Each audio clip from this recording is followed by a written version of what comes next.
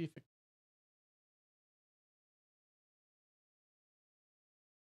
Oh, there we go. Oh, yeah, there we go, I think. There we go. Okay, cool. Okay. We have somewhat mitigated disaster.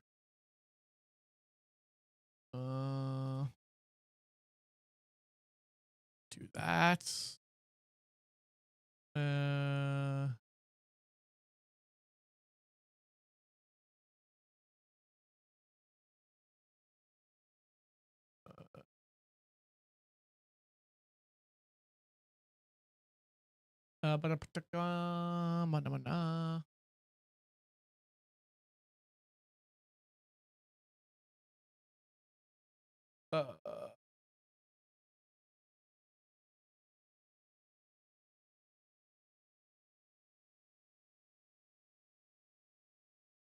Game inputs that were terminated unexpected. 5 falling back. Take it one.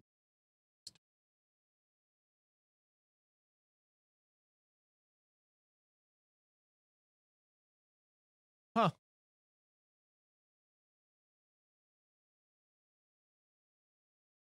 Uploader service failed to start.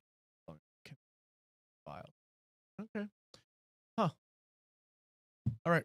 It's all good. Doesn't seem like anything too crazy. So we will just keep moving on. We'll move on with it.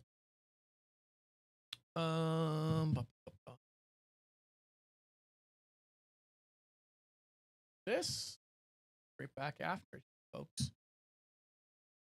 I think I should have the sound here. Okay, controller.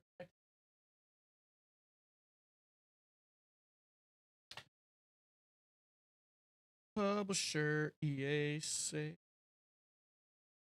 Da-na-na-na. Snail mail. Okay.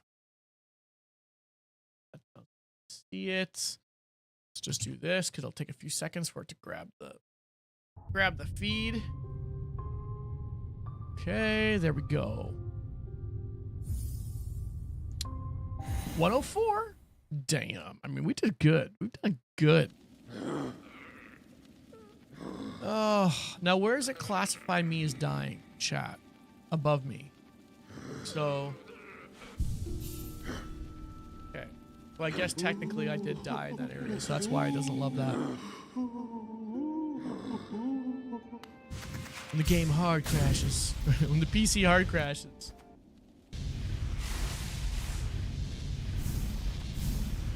Go retrieve my body.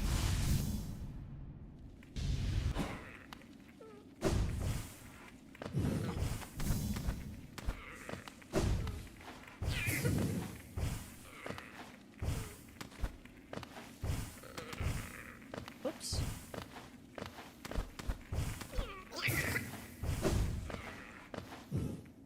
And we go up here. Scooby Dooby Doo to left.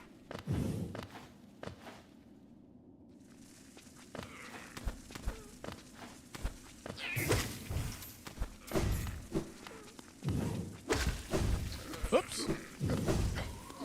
I'm gonna fight this dude, otherwise it's gonna be a problem when I'm trying to fight. Oh, come on.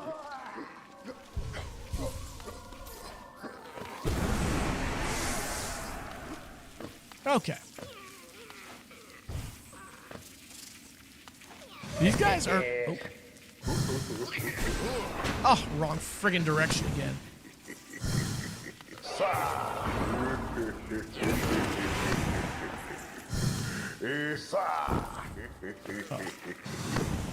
Ah, too slow.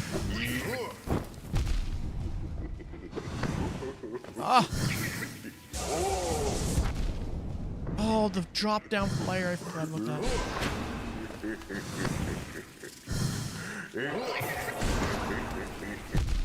Oh, those are the ones that go circles?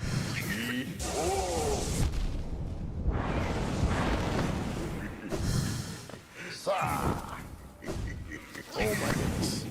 I should have swung when I was there. I don't know how Yeah, hit him. Go to a bigger platform. Smart.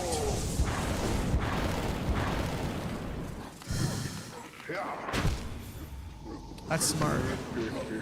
Why did I sit there and try and fight him on a platform? I can't even get to him. I got you. Oh, man, I got one mustache hair that is like poking me. Let me tell you, it's distracting. Further right. Okay.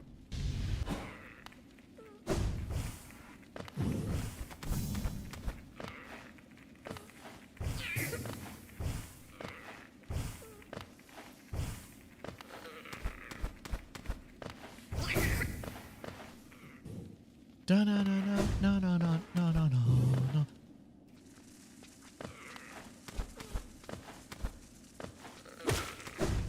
Oops. Here we go. Ah, and this guy got aggro too. Oh, get your spears out there, face. Come on, charge down at me. Okay, you're stuck there?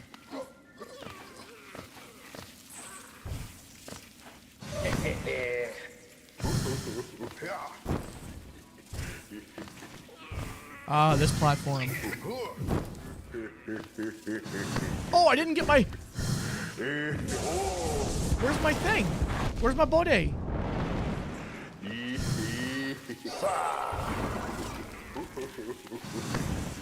I run right by it? I didn't see it. Is it over here? Okay, pause.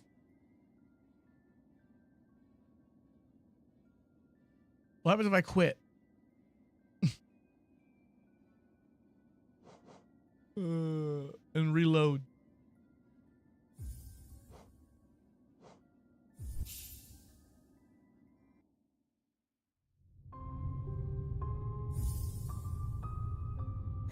That was weird. I was like, I wasn't even thinking about like, oh, I'm going to run into him because I died in that little middle platform. But it wasn't there, which was weird. I also tried to do this before too. It's a bit of a mistake.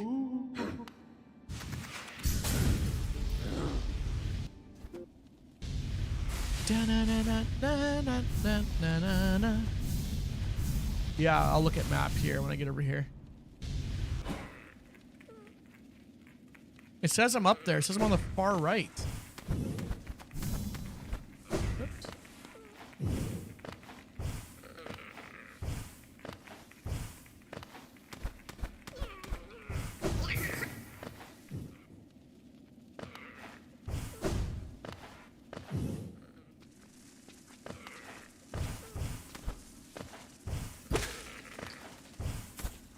Still says I'm on the far right. Oh, not even the far right. It's like right in the middle. Oh, right here. Okay. It was up higher. It was one level higher for some reason.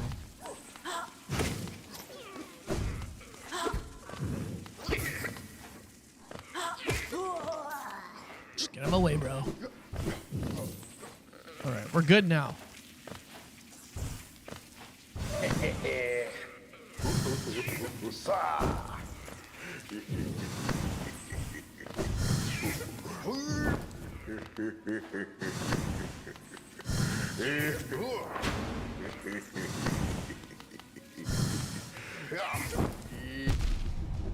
I gotta learn to go towards him, not away from him.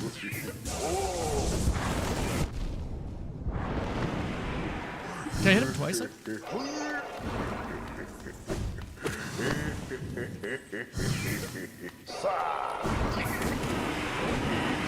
Oh, I keep trying to do it twice.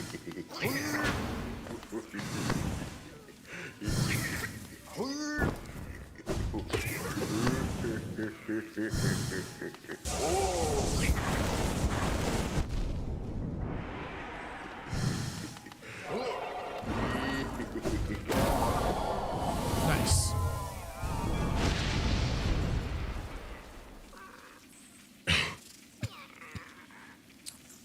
If I look at the map, you get to choose between banishing the troop or killing a really hard boss. I mean, damn.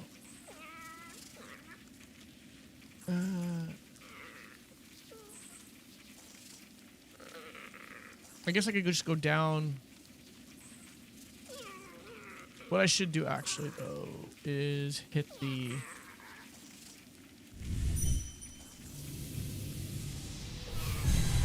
do this, hit the save, heal up, get more stuff.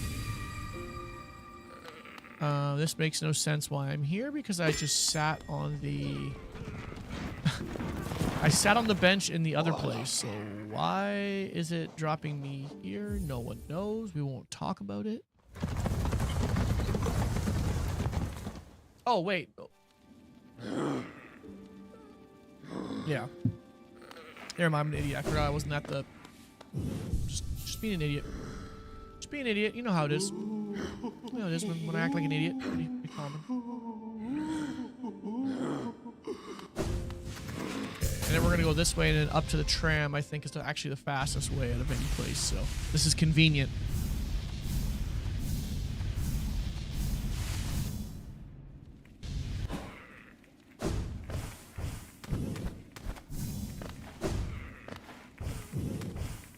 Oh, turd.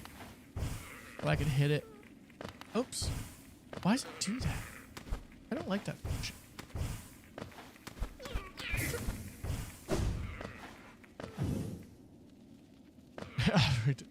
Tram is the best way to... Yeah. Oops. All's a tram.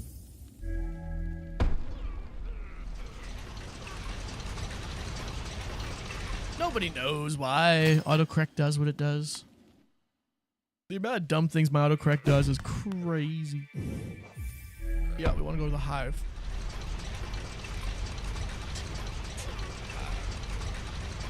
Make me feel alive. Exit. Oh, wrong button. Oh, it does suck sometime. It sucks so bad.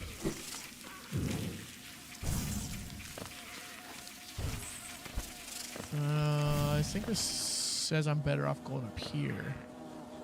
If I'm to believe, so we'll further up. Whoops.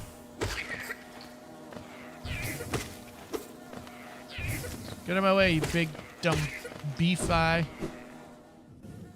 Yeah, where are these bumble-bum drillers? Okay, go to the right more. Psych! Oh. That's awkward.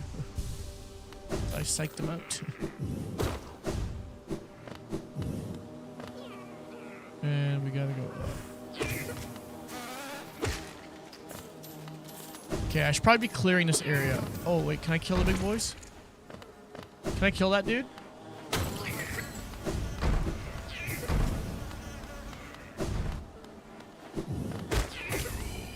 Okay, 3 hits. That's actually not bad. Oh, I don't want to go in here.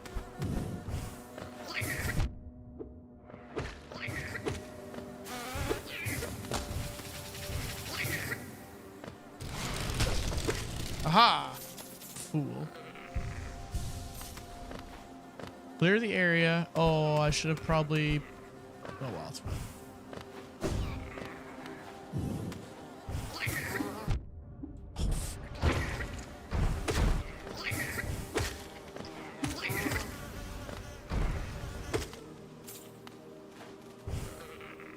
Is it not in here? Wait, hold on. Oh, it's above me still. Okay. Well, then I didn't need to do any of this, did I?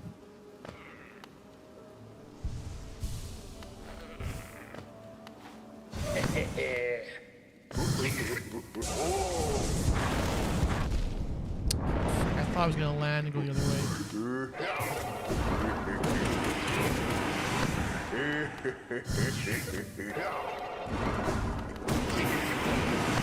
Oh, I thought he...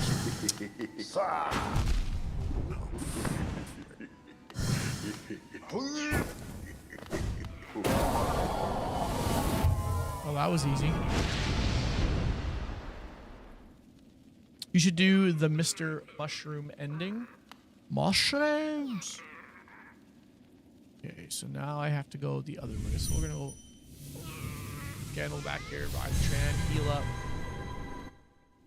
Mr. Miyagi. Oh. Okay, hold on here. Let me just...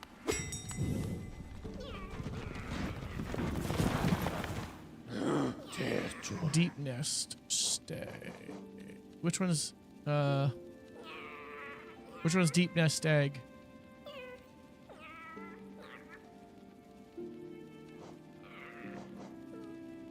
Distant village? Yeah, that's what I thought. Should have did it. Should just trust my gut. There's only 2 on the bottom, so it has to be the other one. Oh, no bench. Oh, there's one here.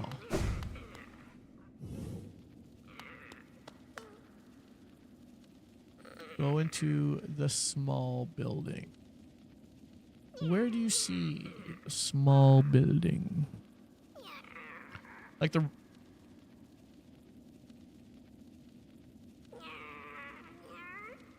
Yeah, there's a 4th flame over there.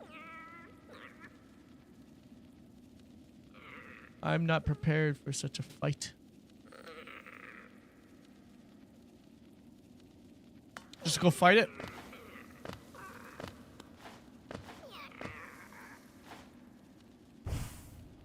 Oh, there is no fight. This is...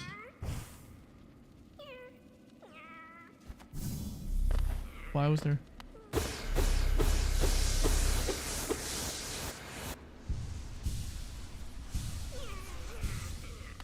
No, don't fall. Oops. Well, there was no flame there. I was expecting to interact with a flame. Do I have to respawn up top?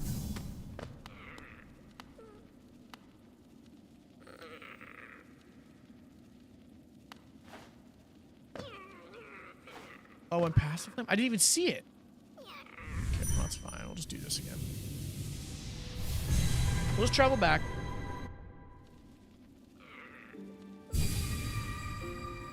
I mean, since I'm here, I'm gonna do this anyway. It was to the right? Oh. Okay. Let's just try it again. Try it again, they say. Oh, there's a small building. My bad. That's what you meant by a small building. Oh, frick. Did I pick the wrong one? Oh, I did pick the right one.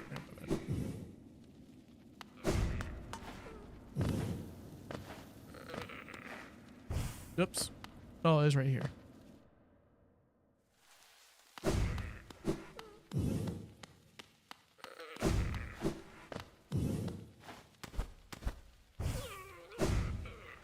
Oh, the other one? My bad.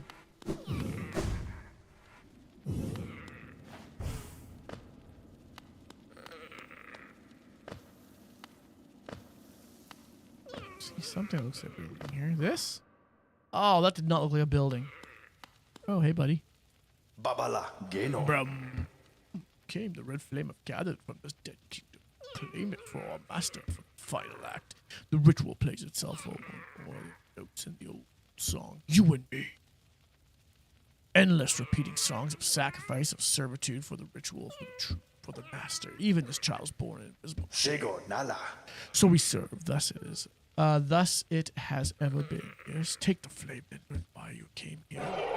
So I gotta fight you? You're gonna make me fight you? Oh, he's gave it to me. Nice.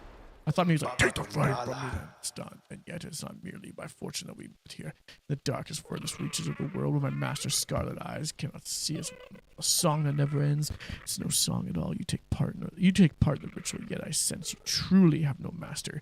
Is it so? Perhaps together we can banish that livid flame and let this dead kingdom rest in peace. If you wish to silence the endless song, meet me where it began. But if you return to the master and complete the ritual, as long as you do it without regret, I will bear you no hatred. Oh, that's nice. It's like either way, you're gonna be cool. Either way, you're gonna be cool. Okay. Oh, balls. So there's still one. Oh wait, did I get them all?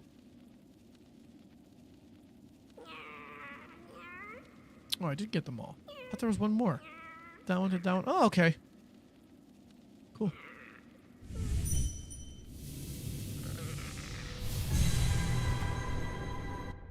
Which one do you suggest I do, Bob? Does it matter? Is there a cooler ending than one of the other ones? You know, what's your recommendation out there? I mean, you've been here for all these streams. You get a say in it, I would say.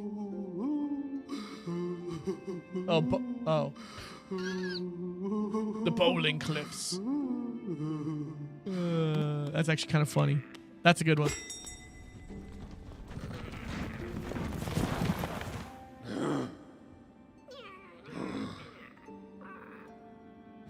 You fought the boss? Well, heck, if you fought the boss, I should have fought the boss too. Unless you want to see the other one. Oh, okay. Yeah, I'm down for that. I'm down for that. If you want to see the other one, I'm down for that. It doesn't really matter to me. Howling Cliff. It is.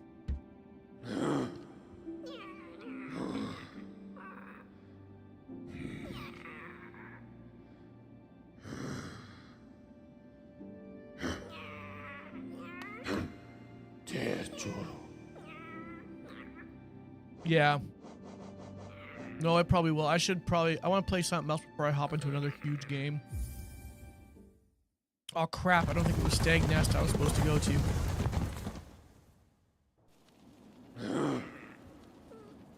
Yeah. I think it was. No, not green. Maybe it was. Oh, it is correct? Nice. Vanishes much faster? Sweet, then let's make it happen. Oh, that's right, on the map of this place. Stop looking for a map, Permadirt. You know there's no map.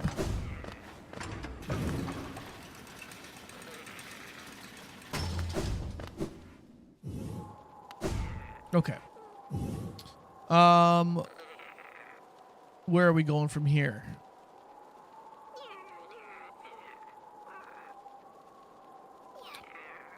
Where it all started or something like that?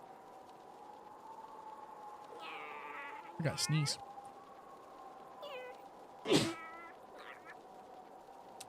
Excuse me. Alright, where do we go to see this? Or to find him? He said where it all started. I don't know what that means.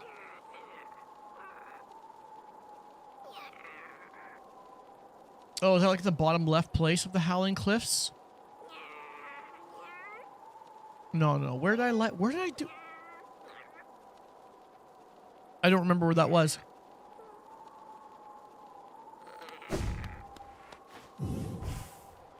Bottom right. Oh, okay. So I was close, but not quite right. Bottom right. So go down that little like zigzag path right there. That path.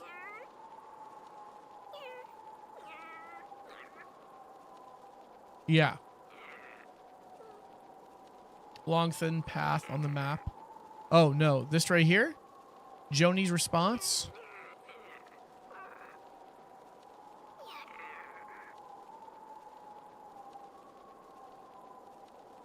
Or down like where the bench is. Oh, below Jo. Oh, it's like down here.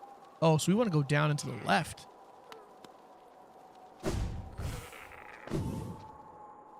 Okay.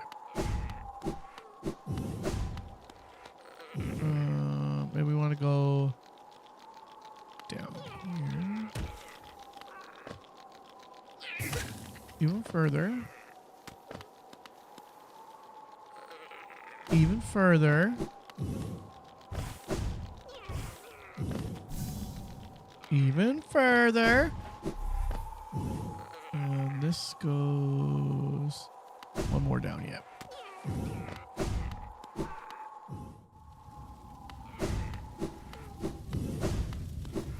Yes. Baba Gondala. So you followed me here to where the ritual began. Would you join me in breaking it then? It is painful to defy the master, but our harvest profanes this dark white kingdom. This once I would see the ritual fail. Now let us destroy the anchor and banish the master. Never shall he return here again. Damn, that's so sweet. Am I supposed to be doing something here? I will smack it. I will smack it good. Give it a good smacking. Damn, we all vanished. Where'd he go? Did he go back with it? I did it. Banished the grim troop from Hollow Nest. I did it, guys. I banished them. Get your stinking tents off my land.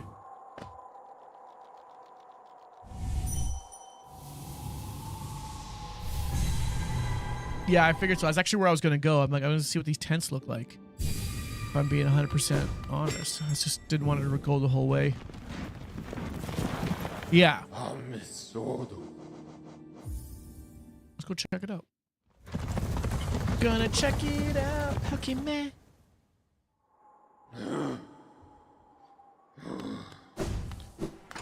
Look at the charms. Okay, we'll do it in just 1 second here. Let me just get back in town here. Oh, nice. Okay. Charms. Oh yeah, so the one I had was gone. Yeah, that one I had was gone. That makes sense. Oh yeah, I have to sit in order.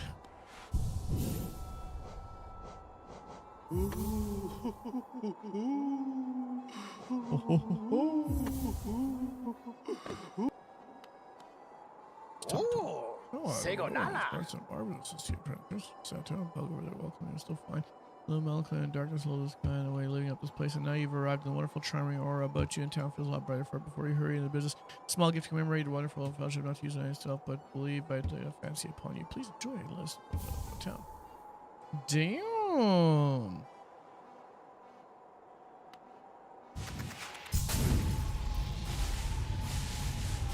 Oh, so they're just gone. I thought maybe they would like leave their stuff and their tents and just be banished. Is there anything over here? Oh, nope.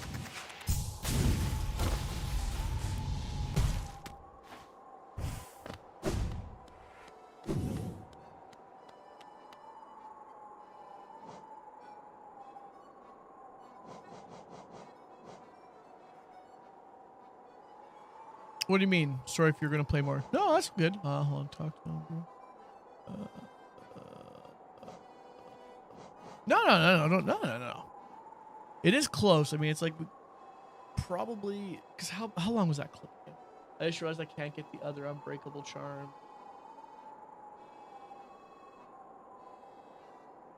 I just realized I can't get the other unbreakable charms. What do you mean the other unbreakable charms? I have them, don't I? Right here, these ones. Are you talking about these? Or are you not? Oh, my bad. Oh, that's all fine. No. That's all good. That's all good, bro. That's all good. Not a big deal.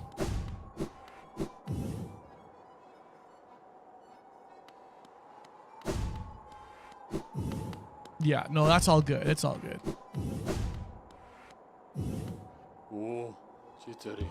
Oops, did not mean to do that. No, that's all. Yeah, it's all good. It's all good. Yeah, I can't get the poopers. Can't get him to poop it out if you're not there. That's all good.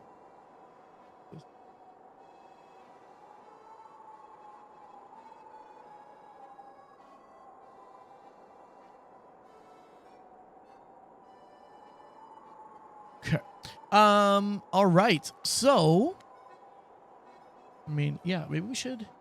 Maybe now's a good time to transition. We don't have that much time. Let me just tab over here. Pop on the YouTubes. Moss bag.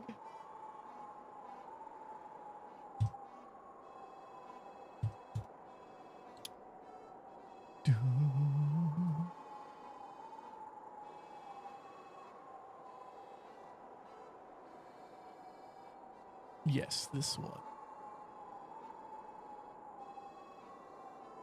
Okay. Let's do it. There might be things we want to talk about along the line, so we should probably start early. Okay, let's close the game down.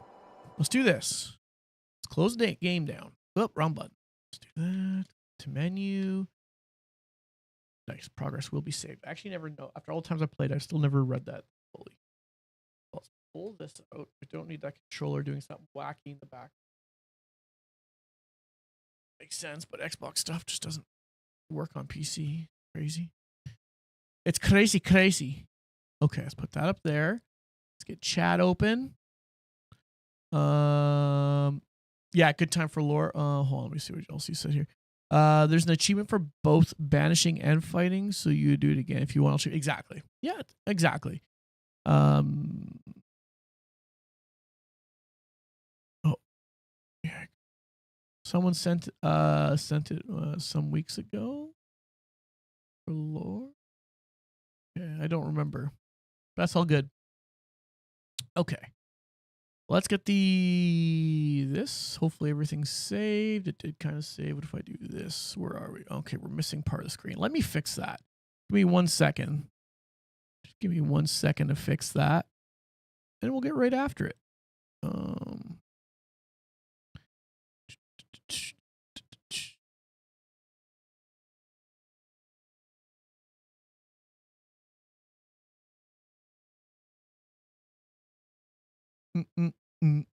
Okay, we're close now. Display capture. Let's do this. Let's extend that. Okay, just fix that up. There we go. Now you can see everything. Nice. Nice. All right. Hour and 17. It's like watching a movie. All right. Warning. There are spoilers. Don't watch if you don't want to know stuff. Oh, wait. I got to make sure the audio is good. Hold on. Now that my computer decided to poop out a crash in there. This is, we want Chrome. There we go. There's no audio. Oh, there's no audio right now. If you were to ask me, what is your favorite video game ever made? I would have to say Cory in the House for the Nintendo DS. But Hollow Knight would be a close second. Hollow Knight was released on February 24th, 2017 by Team Cherry, an indie game studio based in the mythical land of Adelaide, South Australia. Over the past 3 years, Aussies. Hollow Knight has become an indie darling. The game has sold over 3.5 million copies. It was the opening game at ADGQ 2019. There's a Hollow Knight book, a line of plushies, t-shirts, nicotine patches, nuclear warheads, and even vinyl records for all you goddamn hipsters. Team Cherry had one goal when making Hollow Knight. They wanted to create a world that allowed players to get completely lost in exploration. We can see this desire in Hollow Knight's design. The levels in Hollow Knight are massive, with secrets and rewards hidden in every nook and cranny, be that powerful charms, special abilities, or the game's navigation system requires the player to work for their map, forcing them to make a stronger mental image of the world in their head. Christopher Larkin's score and Ari Gibson's artwork lend to this as well, creating an atmosphere that the player won't want to leave. But there's one aspect of Hollow Knight that keeps people like me coming back: the world building. Yeah. Definitely did when a Super great Metroid job launched in 1994, it stood out for its amazing sense of immersion. Now, exactly right, Bob.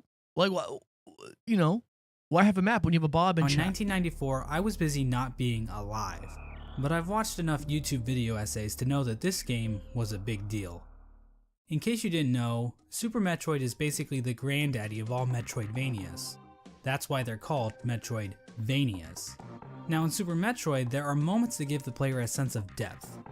Basically the feeling that this world exists outside of Samus's interactions with it. In the room right before that diabetic crocodile thing, Samus can find the corpse of a random soldier. His inclusion here doesn't change the gameplay at all, but instead gives the player a sense of wonder about the world they are exploring. Who was this guy? Why was he here in the first place? Did he like jazz? Pixel Man? Now, finding dead bodies and other random garbage is pretty cool, right? Well, Hollow Knight basically does the same thing, about a dozen times. Through its world building, Hollow Knight turns Hallownest into a living kingdom. You can sense the ancient history of the land when you look at dilapidated structures or giant barred doors. Nothing feels like it was put into the game randomly. There's a reason for it all. Except those reasons aren't the easiest to uncover. Hollow Knight's narrative is buried under layers of NPC dialogue, item descriptions, lore tablets, and even additional content like the Quarrel comic and Fangamer's Wanderer's Journal. These past 3 years have seen an insane amount of research by the Hollow Knight community to make sense of Team Cherry's sprawling world. We've even made it to the point where people are looking at the in-game signs to try and decipher Hallownest's logographic language, In this video, I hope to give you a long and detailed look into the world of Hollow Knight, exploring fight Hollow feels Knight's like so long history ago. and uncertain future. When I'm not busy making surprisingly accurate Super Smash Bros. Roster speculation videos, or insightful podcasts about beloved subjects like the Donkey Kong Country television series, or whatever this was supposed to be, I'm usually sometimes. making videos about Hollow Knight. And while I am a seasoned Hollow Knight lore expert, I cannot confirm that every musing or theory presented in this video is completely correct.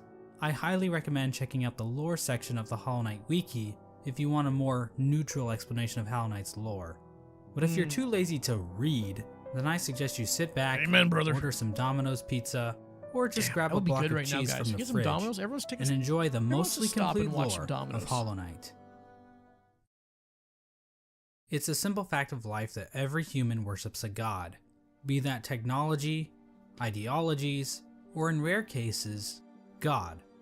As it turns out, the bugs in Halnest pretty much operate in the same way.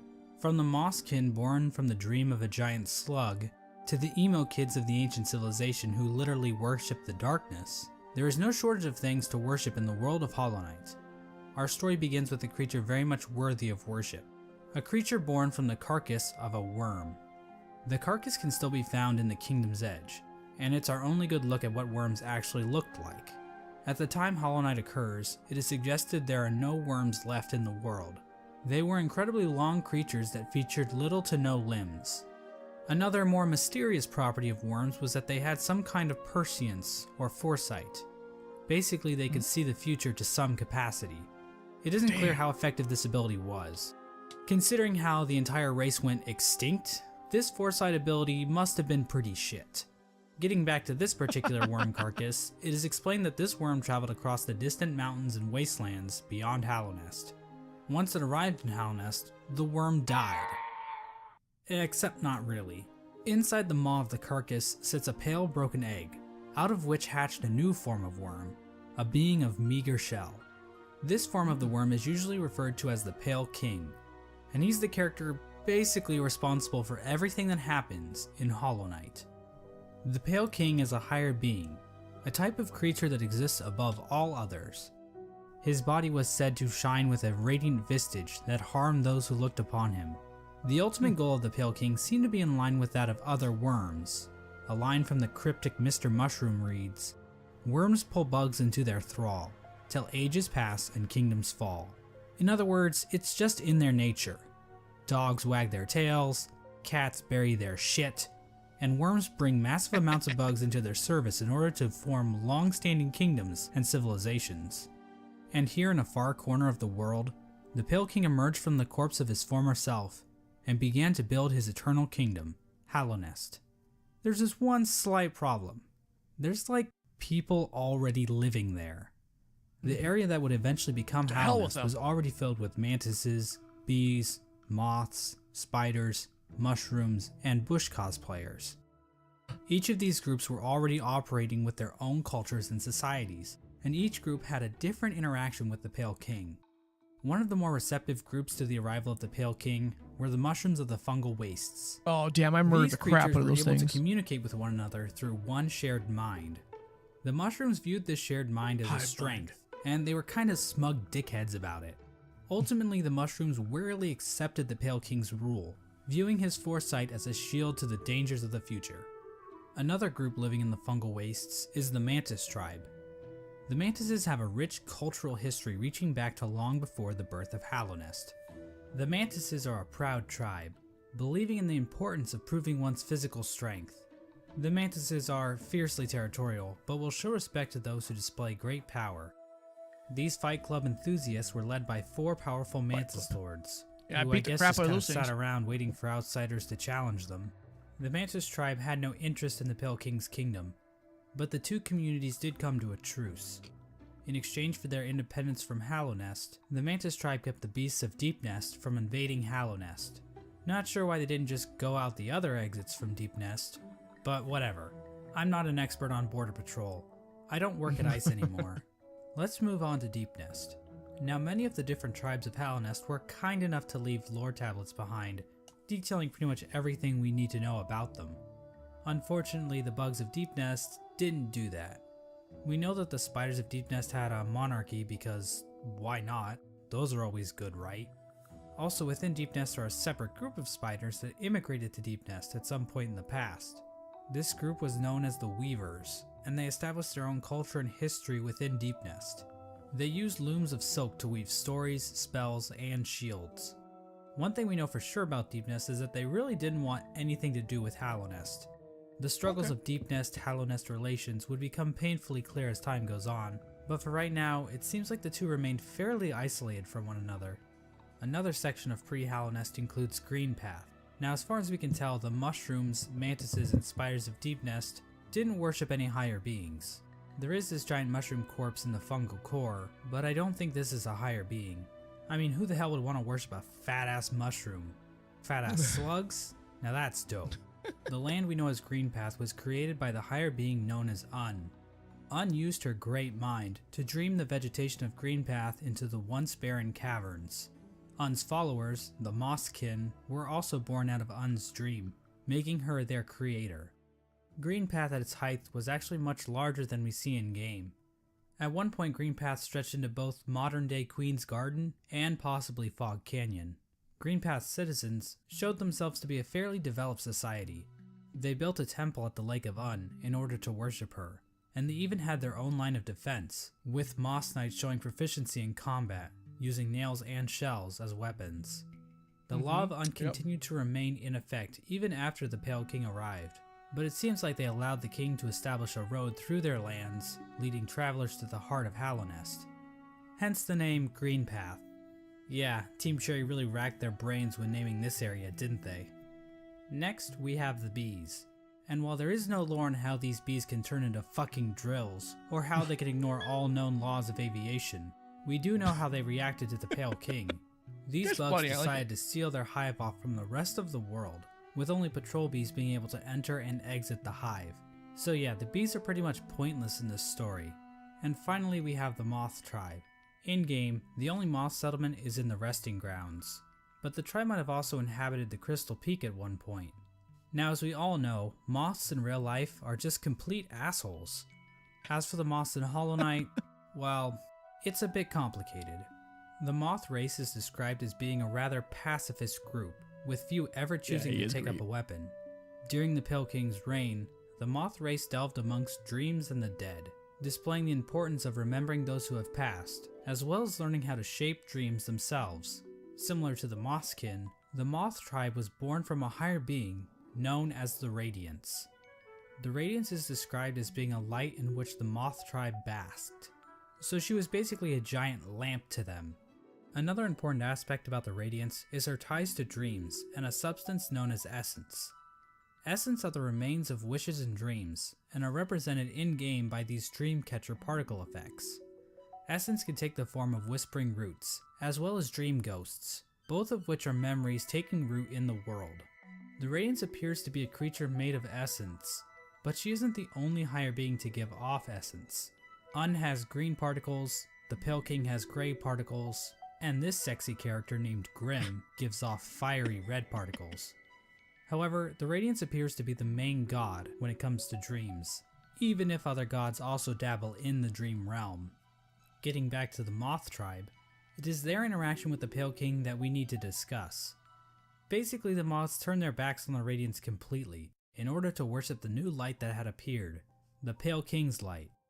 So yeah, moths are assholes in this game too. With her tribe forsaking her, the Radiance became a forgotten memory, a remnant of the past, and a thing that's definitely not going to come up again later in this video. And so the Pale King's new kingdom was established, Hallownest. But there is one aspect of Hallownest that we need to discuss. Unfortunately, to better understand this, we're going to have to read some poetry. In Wilds Beyond they speak your name with reverence and regret. For none could tame our savage souls, yet you the challenge met. Under palest watch you taught, we changed. Base instincts were redeemed. A world you gave to bug and beast as they had never dreamed. This is from a poem titled Elegy for Hallownest, written by Motomon the Teacher. The poem appears at the beginning of every playthrough, and hints at what the Pale King and his kingdom offered. Much of the land outside of Hallownest appears to be a wasteland, where bugs survive off of instinct without the burden of mind. Hallownest somehow taught these bugs and tamed their savagery. Basically, the Pale King changed the instincts of his subjects and granted them higher thought. To get a better picture of this, let's look at two different characters, Boone and Tuck. These adorable panda bug things give us a clear display of Hallownest's effect. While both appear to be the same species of bug, Boone is dumb as a sack of rocks, struggling to string together words, while Tuck speaks fairly clearly. The main difference between these two characters is that while Boone lives outside of Hallownest, Tuck lives beneath the city's capital. Basically, it appears as though Hallownest is a literal holy ground that raises the intelligence of those who dwell within. The Pale King established a path, starting from the kingdom's entrance in King's Pass, winding through Greenpath and the fungal wastes, and finally ending at the massive capital at Hallownest's heart. We now know the capital city as the City of Tears, but that was likely not its original name. The rain that falls down onto the city from the blue lake above didn't begin until after the kingdom collapsed. So unless the capital was originally named by some edgy literature student, the name City of Tears wouldn't have made much sense.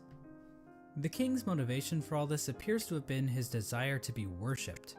The citizens of Hallownest believe that the Pale King created the world and everything in it. Shrines to the king can be found scattered throughout the kingdom, and king's idols were created and distributed to followers of the king. Despite worship, the Pale King often kept himself hidden from his subjects, possibly to hide his blemishes.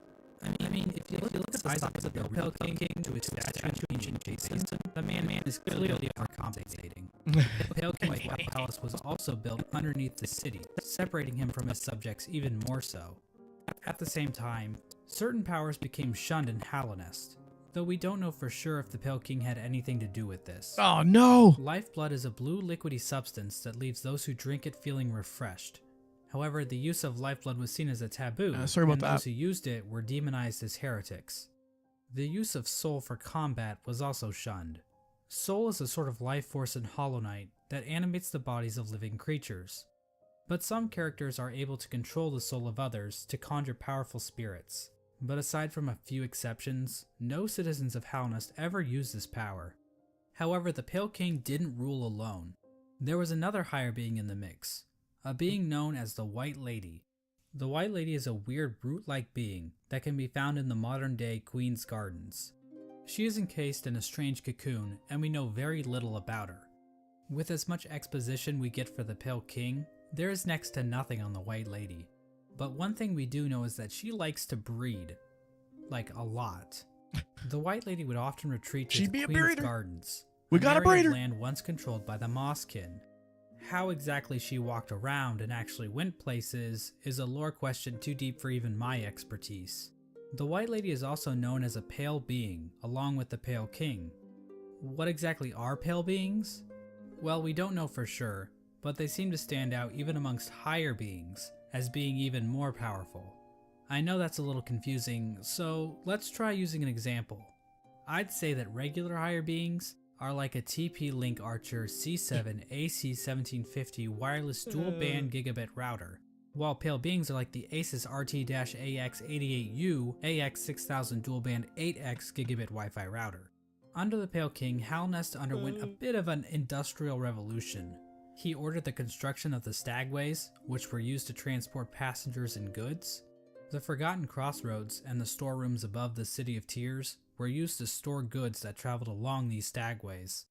The king also ordered the construction of the tramways, because literally no one is safe from the threat of automation. A tram was built between the Forgotten Crossroads and the resting grounds. A second tram was built from the kingdom's edge across the ancient basin over to Deep Nest. And then a third tram was started in Deep Nest and attempted to go further into Deep Nest. Not sure how useful that would have been to the bugs of Hallownest, but whatever. The Pale King's a smart guy, I'm not gonna question him. But anyway, the Pale King's super smart plan to build a tram in Deep Nest ended up getting a few of his tram workers killed. The bugs of Deep Nest rejected the Pale King's attempt to build a tram in their territory, further cementing the poor relations shared between the two groups. Aside from convenient fast travel, regular pathways were also used to cart goods around the kingdom. From this was born probably one of the most important groups in Hallownest, and perhaps even all of fiction, An elusive guild of bugs, simply known as the Menderbugs, took to maintaining the various signs scattered throughout Hallownest. From the journal entry of one Menderbug, we can catch a glimpse into their ancient and unknowable minds. Dear, dear diary, isn't life just the most beautiful thing? Fixing signs, mending posts, let them break, I say. I'm a better mender for all that repairing. I sometimes doubt there's a single bug in all of Hallownest happier than me. Another example of the Pale King's expanding infrastructure is the Crystal Peak. This area is filled with crystals that grow rapidly along walls, ceilings, and even the shells of certain bugs. These crystals were considered valuable to the bugs of Hallownest, resulting in large-scale mining efforts. We don't actually see the crystals used anywhere else in Hallownest, but they are said to contain a sort of energy. The crystals are also said to sing, if you listen very carefully.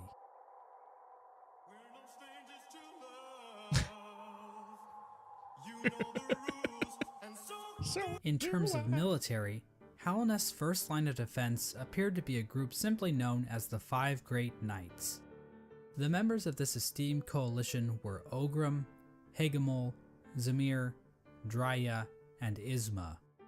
For being so important, most of the information about these knights has been lost to time. Ogrim is the knight we know the most about, since he is one of the few knights still alive during the events of the game. Ogrim expressed a great amount of loyalty towards the king, and he maybe had something going on with Isma, but we really don't know. Hagamol was known for his sense of humor and his soft-spoken voice, but at the same time, he was also dummy thick. Mysterious Samir arrived in Hallownest from a serene land, bringing with her a collection of delicate flowers. At some point, she also got into a relationship with a mantis, but not just any mantis, a daughter of one of the mantis lords. So yeah, it seems like these great knights were slaying in more ways than one. All we really know about Drya is that she was fierce, caring, and wise. As for Isma, she was described as being kind. She also appears to be some sort of weird plant life form, but there's no information on whether she's strong or what her powers were. The Five Great Knights play an important role in the Champion's Call, the Knotted Grove, and the Battle of the Black Worm. We have no idea what these events were or how they affected Hallownest, but they sound cool nonetheless. During Hallownest's reign, there was another strange area that seemed to exist separate from the Pale King's rule. Carved out of the corpse of an ancient bug, an area called the Colosseum of Fools was constructed, and it was a destination for warriors from outside Hallownest. The sole purpose for fighting in the Colosseum appeared to be simply for glory, with a mysterious figure known as the Lord Fool overseeing the combat. We don't know when the Colosseum was constructed or if the Pale King was involved, but one of his servants, the Pale Lurker, became a champion in the Colosseum, perhaps indicating the Pale King's approval. And finally, there was the Royal Waterways, where the fecal excrement of the kingdom was washed out into the fungal wastes. This area saw the rise of a species of parasite-like creatures called the Flukes. The Flukes spawned from the Fluke Marm, a giant monster with cavities in which tinier flukes live. There really isn't too much lore involved with the Flukes, but I do need to point out that the Fluke Marm is canonically a MILF. Like, that's not even debatable. The sky is blue, 2 + 2 = 4, and we all want to fuck this thing. And so this was the kingdom of Hallownest at its height. Hallownest was a vast kingdom connected by a network of stagways and tram stations. The bugs of Hallownest mourned their dead on the resting grounds, engaged in commerce using Geo, the de facto currency of the region, and a thriving capital located in the middle of the kingdom. The Pale King had succeeded in crafting a full-blown society, but we all know there are pitfalls to living in a society. As a suspiciously knowledgeable hunter points out in his journal, the Pale King had created a population of weak and pathetic creatures. The bugs of Hallownest did not hunt for their own food, and had become complacent with their comfort. This is even more obvious with the east wing of the capital. These greedy members of Hallownest's high society became complete cowards, obsessed with riches and plumb from excess wealth. The bugs living in Hallownest Prime looked quite different than the instinctive simpletons they once were. Their savagery had been replaced with intelligence, and through that intellect, they gave the Pale King the devotion and service he desired. And while there were a few snags along the way, they were shining times for the king and his subjects. Resting at the threshold of Hallownest is a strange lore tablet, proclaiming Hallownest to be the last and only civilization. It calls Hallownest an eternal kingdom. This appears to have been the Pale King's goal, for Hallownest to stand against a wasted world as a final beacon for civilization. And that was the Pale King's ultimate folly, to think that he could succeed where so many others had failed before. Long before the Pale Kings or the Barry Bensons of the world, the land of Hallownest was controlled by an ancient caste. Hints of Hallownest history are littered throughout the land, with the most notable examples being the soul totems and arcane eggs.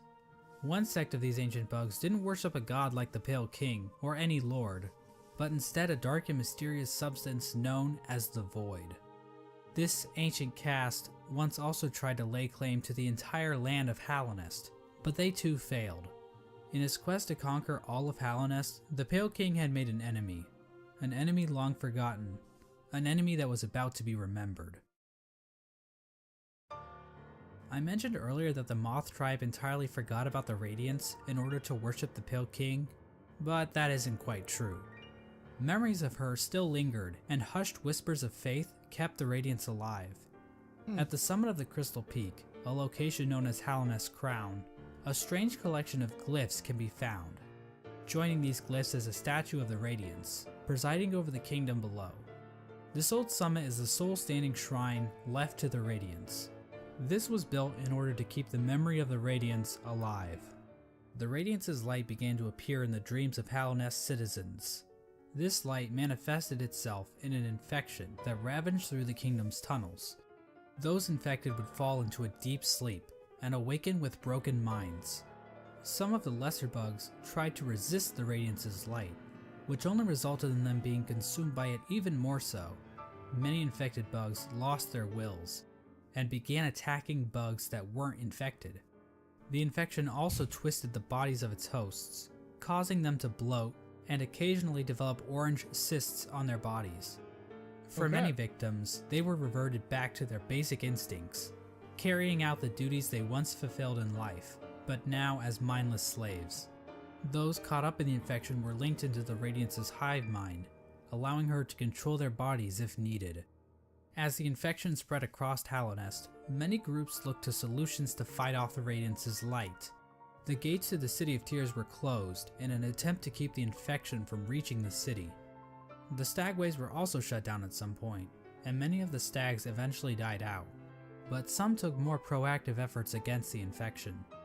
The scholars of the Soul Sanctum decided to harness the power of Soul in an attempt to fight the infection. This resulted in the deaths of hundreds of bugs, whose souls were sucked out and injected into the bodies of the scholars. Their goal was to achieve some kind of pure focus, which would somehow protect them from plagues of the mind. The scholars' leader, the Soul Master, was driven mad by the sheer power of Soul, and his entire sect failed to avoid infection. But hey, at least they took as many innocent people down with them as they could. The Mantis tribe, showing a stronger will than the common bug, were able to stave off the infection. However, one of the 4 Mantis Lords turned against his sisters. He and his followers took in the infection willingly, as it gave them more strength and courage. At some point during all this, the Traitor Lord and his followers were exiled from the Mantis village, eventually taking up residence in the Queen's Gardens. The Traitor Lord's daughter ended up dying at some point.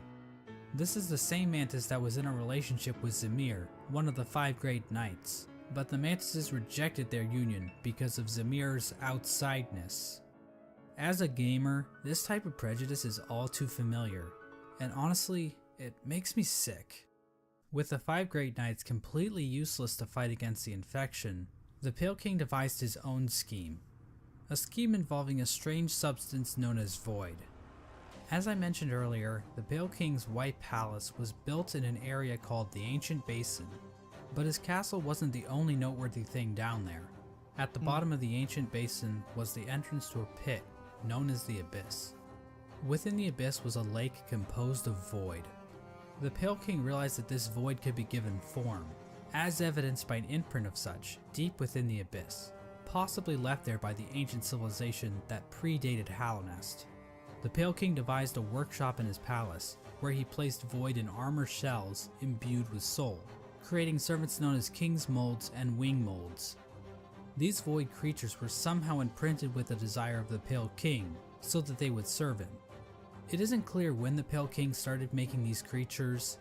There is evidence to imply that even common bugs were aware of King's Molds, but the point is, the Pale King turned to the void in order to create another creature, one that he believed could contain the Radiance and her infection. He tried to create a pure vessel. The Radiance's infection needs its host to have a will and a mind in order to enslave it.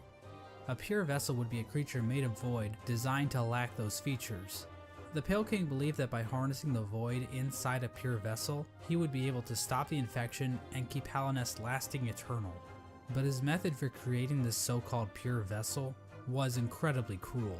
This is where the White Lady and her King Kong-sized libido come into play. These two higher beings engaged in a union of some kind, resulting in the creation of several eggs that were dropped down into the abyss. There, the void seeped into these eggs, corrupting the offspring of the Pale King and the White Lady. This act resulted in the creation of the vessels. The vessels are not technically considered to be alive. They are shells created from the Pale King and White Lady that have been filled with the void. Within each vessel is a shade, a completely void being hidden behind the face of the vessel. Vessels are also non-gendered, I guess because they're dead or something. I'm not sure if that's how that works, but whatever. I'm not an expert on these kinds of things. I don't work at ICE anymore. Thousands of vessels were created during this process, but only one was chosen as the pure vessel. This particular vessel, chosen by the Pale King, was deemed the Hollow Knight, and was taken away to the White Palace. But I want to take a bit of a closer look at this part of the story. There are a number of questions and theories surrounding this moment that I really want to dig into. The big question surrounding this moment is, why was the Hollow Knight chosen over any other vessel? One common theory is that the Pale King took these vessels back to the White Palace and evaluated them using his giant collection of buzzsaws. This theory is probably the least likely explanation. It kinda exists just to explain the buzzsaws, which is quite the mystery, I'll admit, but doesn't really mesh with the vessels very well. How does being good at Super Meat Boy prove that you are a worthy vessel? And while thinking about logistics in a game about magic bugs is never a good idea, how exactly did the Pale King transfer these thousands of vessels to his palace without characters like the Dung Defender finding out? So this means that the Pale King probably made his decision without taking any of the vessels out of the abyss.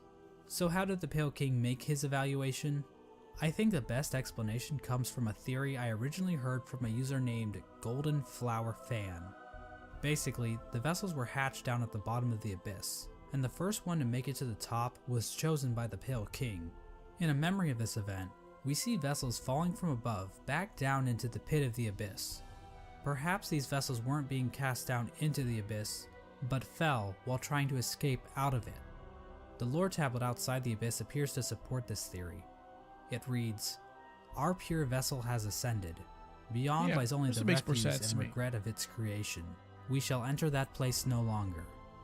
This tablet was likely written right after the Hollow Knight was chosen, considering that is when the entrance to the abyss was sealed off. The tablet proclaims that the pure vessel has ascended, or in other words, climbed out of the abyss. And while cut content should never be considered canon, I would just like to point out that an earlier version of this tablet, found in the game's code, was even more explicit about this. It read, "From below, our pure vessel has ascended."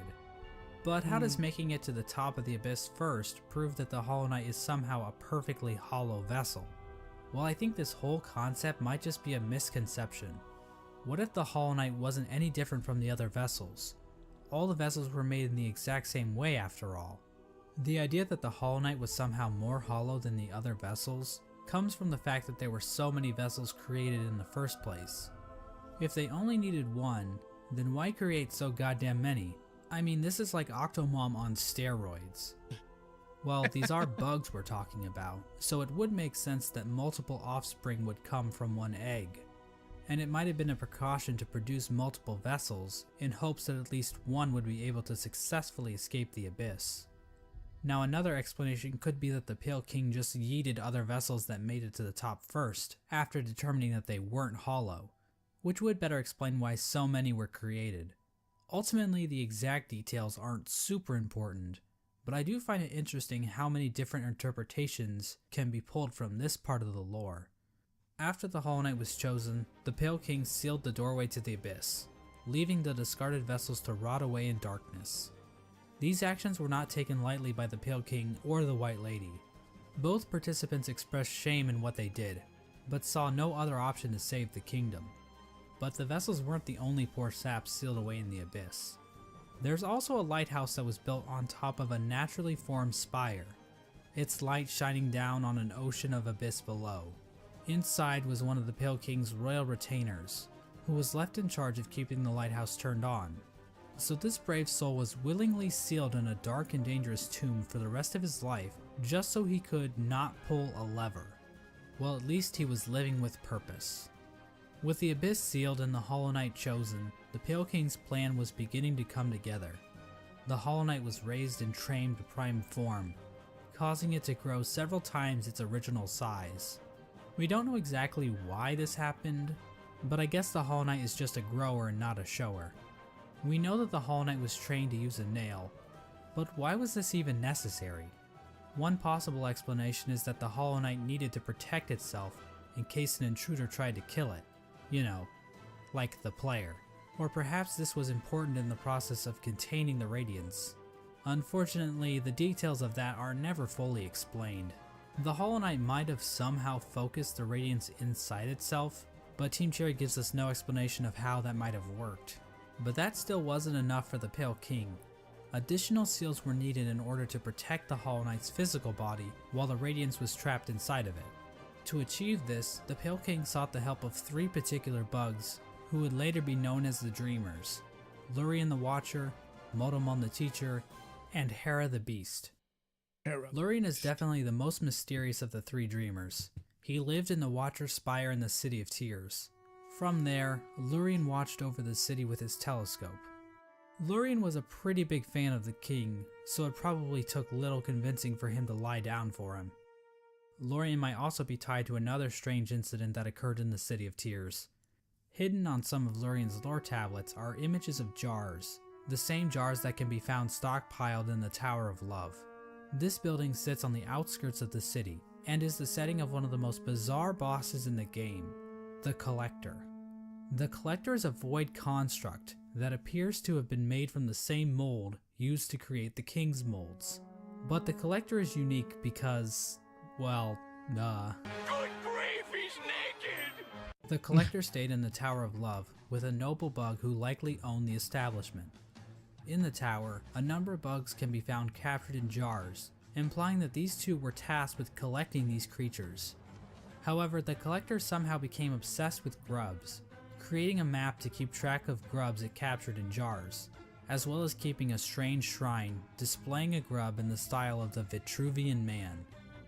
Eventually, the bug staying with the Collector decided to lock it inside the Tower of Love, and fled to the Queen's Gardens, where it died, likely due to overexposure to the void. Despite being locked up in the tower, the Collector is still spotted by the Hunter at some point, which either means this only happened recently, or the Hunter has been farting around in Hallownest for a long ass time. We have no idea what these creatures were trying to do. It's implied that the Collector was trying to preserve the creatures of Hallownest, welcome to the lore watch perhaps section. trying to protect them from the spread of the What are you still doing infection, up? but we don't know where the Collector's obsession with grubs originated. And while Lurien does seem connected to all of this, we don't know how involved he was with this operation, or what its end goal exactly was. Motomon the Teacher lived in the Teacher's Archives, a library built atop a lake of acid in the Fog Canyon. Nice. The lower half Survived of her body another time. consists of tentacles, making her a popular subject for the thriving Hollow Knight R34 community. The Archives and the Fog Canyon as a whole are also filled with these strange Metroid knockoffs. These creatures are likely related to Motomon in some way.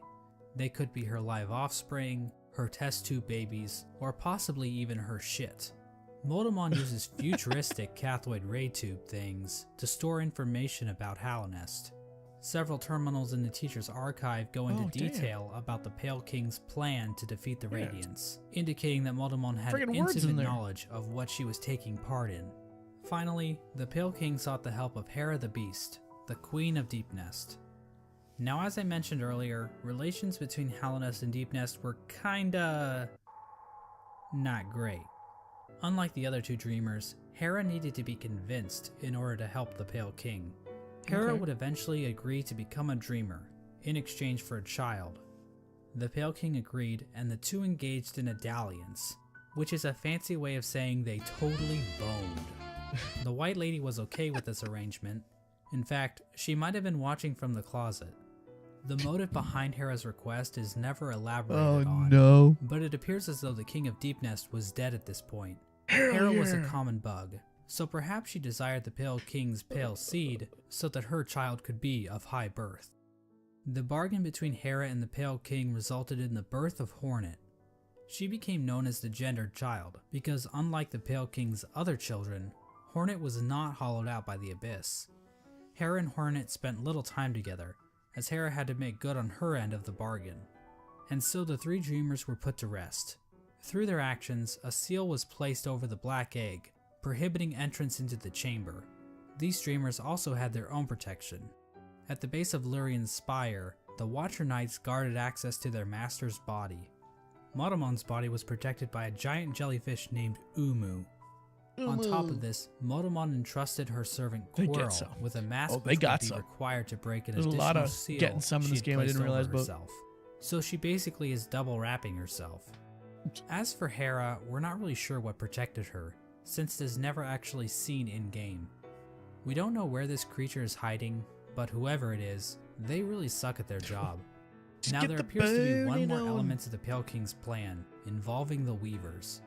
Hidden away in the Weaver's Den is an incomplete seal of binding, woven from silk.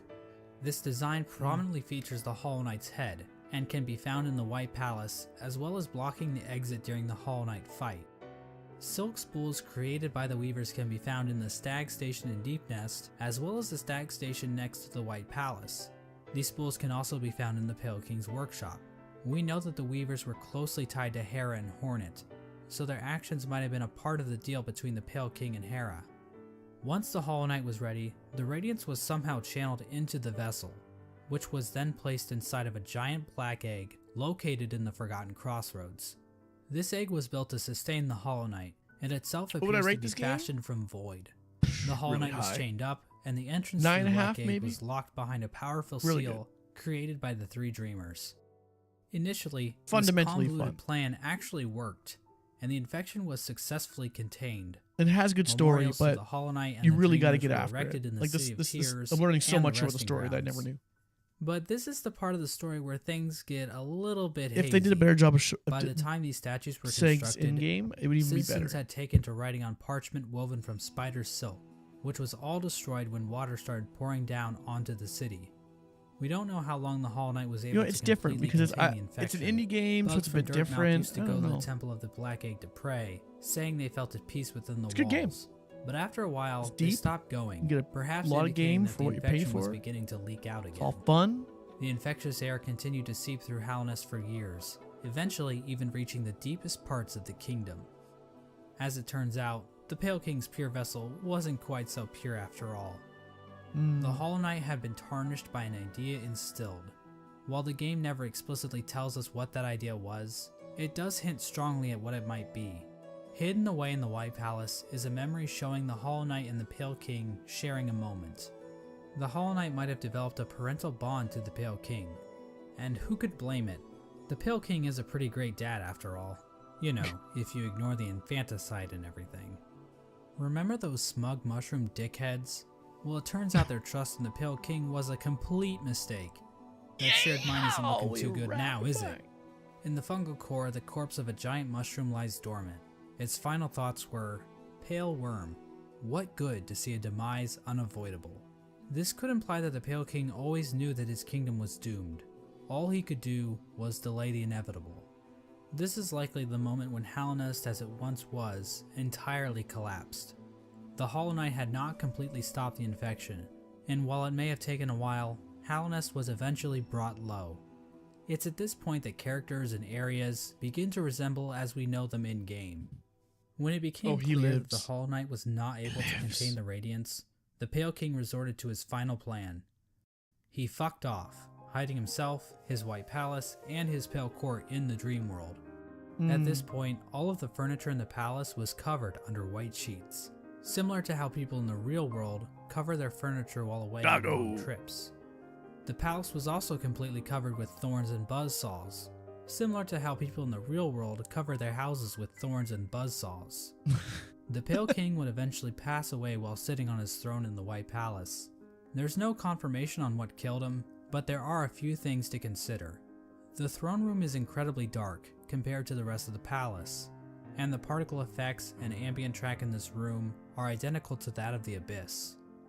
All of the King's molds surrounding the Pale King are dead. It's been a while since I've used that board, hey? The itself also has it was a good idea at the time. It needs to be fixed now. It's fallen one too many times. Seen as high as the rundown elevator shaft leading back to the city.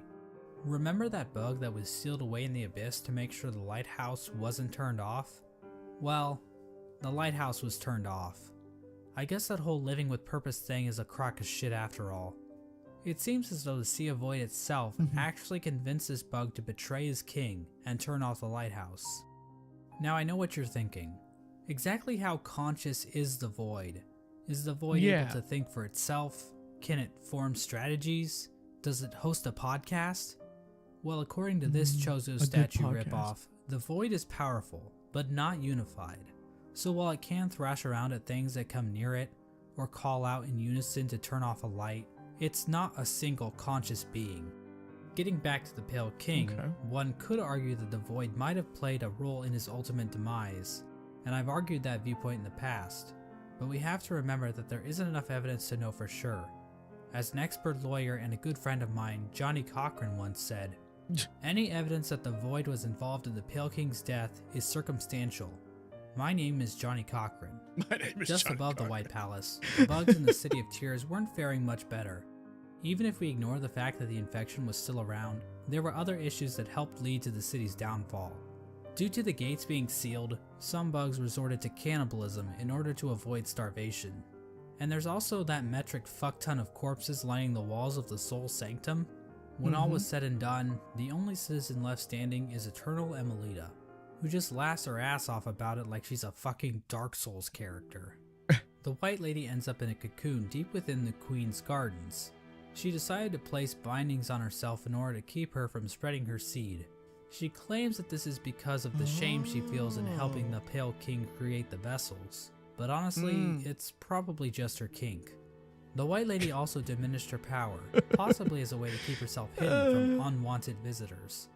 Outside her cocoon, Dryia stood guard, protecting her queen from the violent traitor mantises. Dryia is eventually killed off by these bugs, which is actually pretty pathetic if you think about it. I mean, we're talking like the Netgear WPN824N N150 wireless router pathetic. Speaking of great knights dying pathetically, let's move on to Hagamol. Hagamol held the city crest, a key used to open one of the gates to the City of Tears. At some point, Hagamol's armor shell was stolen by a maggot. Now, maggots were generally looked down upon and forced to do menial labor. They were incredibly weak, and basically deserved all of the discrimination they got. But this one maggot decided to turn the tide, so he stole Hagamol's shell so that he could defend his downtrodden brothers. His actions weren't motivated by the infection, but instead was the result of how hierarchical caste systems will always lead to revolution from the working class, and that true freedom can only be achieved, blah blah blah, capitalism is bad, subscribe to my Patreon. Ogrim moved to the Royal Waterways, and started living in shit, changing his name to Dung Defender. Now I love wallowing in shit as much as the next guy, but you'd have to really love shit to put up with living with the flukes. The Dung Defender kept an unwavering sense of duty and loyalty to the king, and love for his fellow knights. So much so that he made shit statues of them. Shit How nice. statues. Ogrim acted as the defender of the pipeways, as well as Isma's Grove. Oh, that's all good. He's doing a good job so The Royal far. Waterways became filled with acid, and in the middle of it all rests Isma's corpse, which has been overcome by plant life. Isma is likely the one responsible for this acid blight, but we have no idea what happened to her. Hornet's whereabouts during this time are fairly mysterious. We know that she departed Deep Nest and didn't return until the events of the game. At some point, she took to guarding Halnest from intruding warriors, as well as the cast-off shell in the Kingdom's Edge. Despite the kingdom's woes at large, fortunately this fate did not befall one of the fandom's favorite characters. The Menderbugs continued to fix the broken signs and wayposts of Hallownest. From a diary entry, we can see that one Menderbug in particular had found himself on the precipice of a long and loving relationship. Oh. Hello again, diary.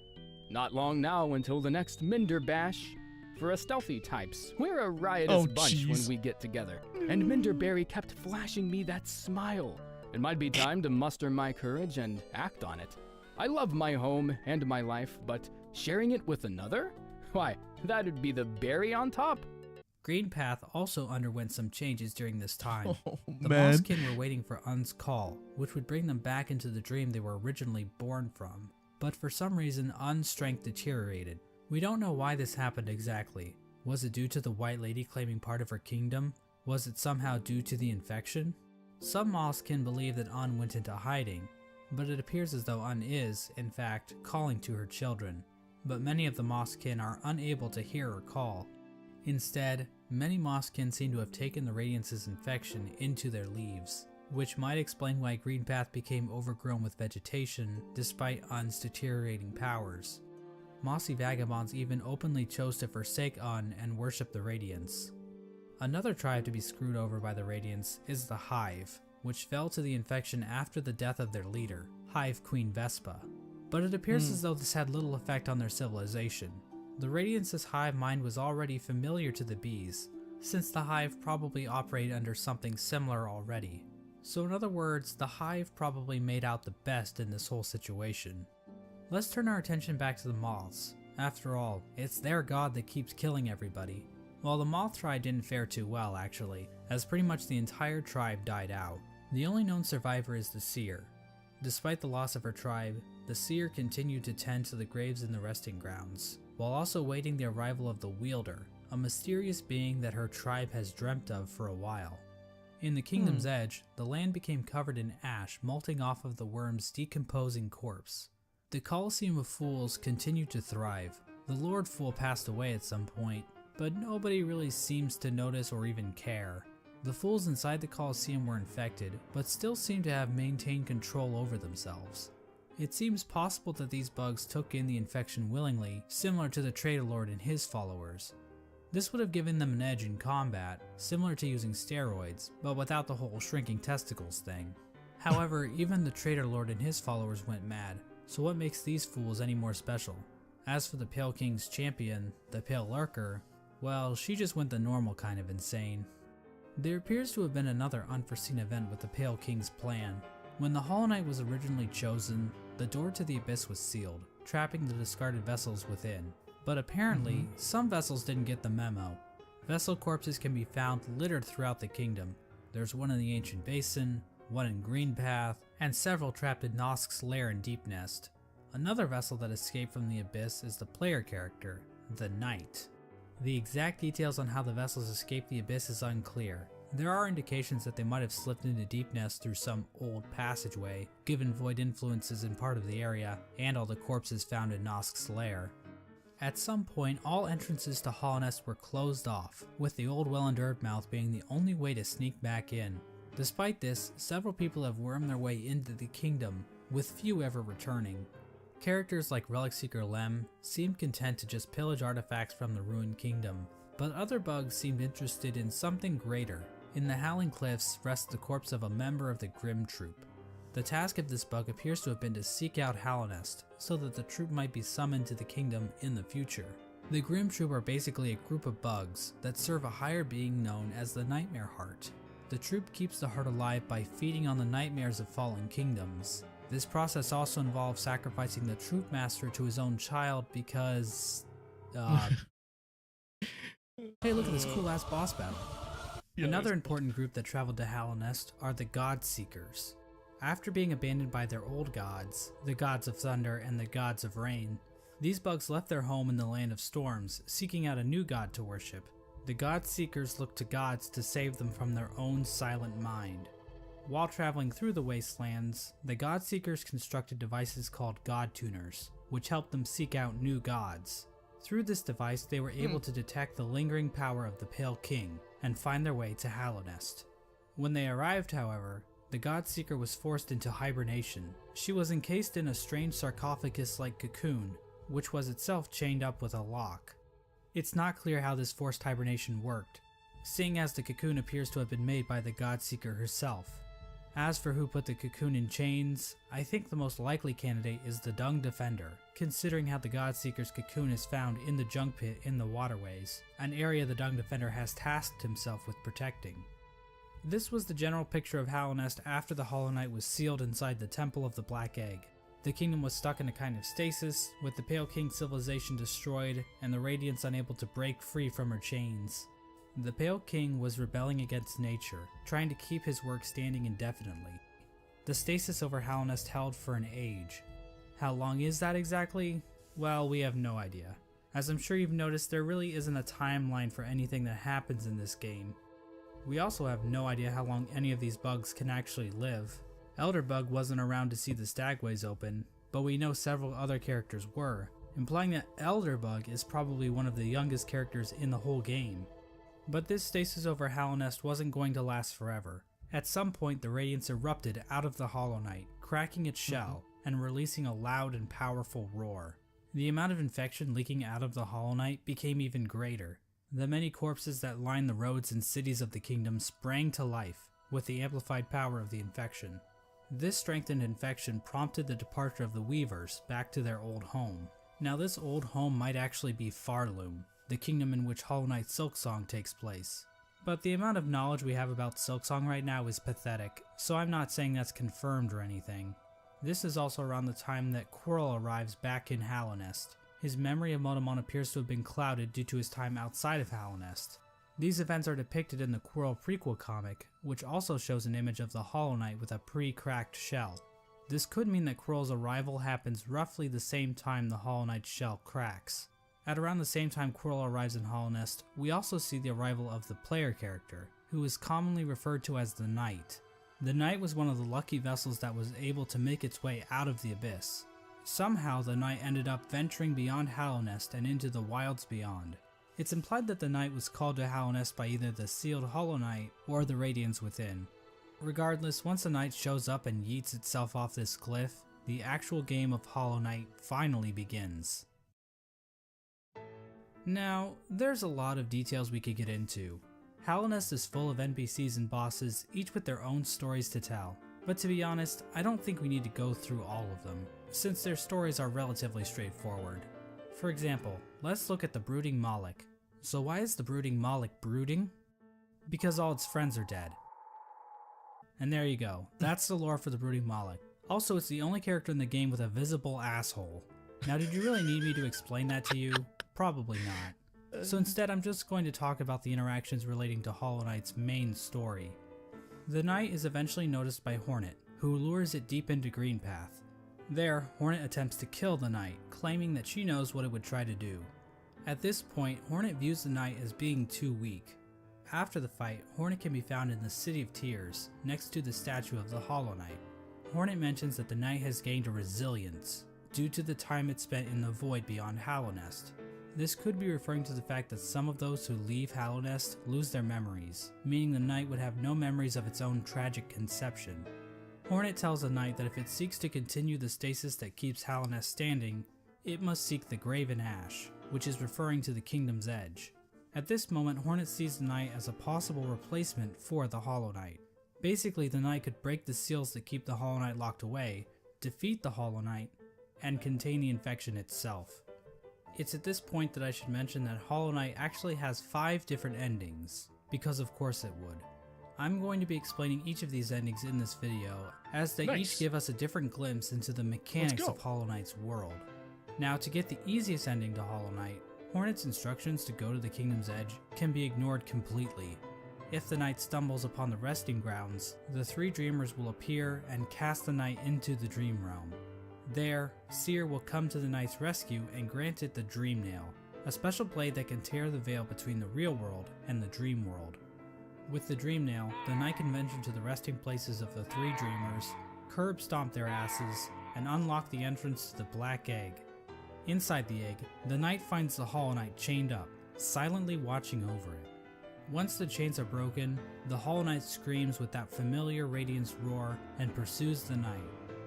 As the fight progresses, the Hollow Knight starts trying to kill itself, Coral style. But then the Radiance starts using the Hollow Knight's body to perform her own attacks. Once defeated, the Hollow Knight begins to spew infection all over the place.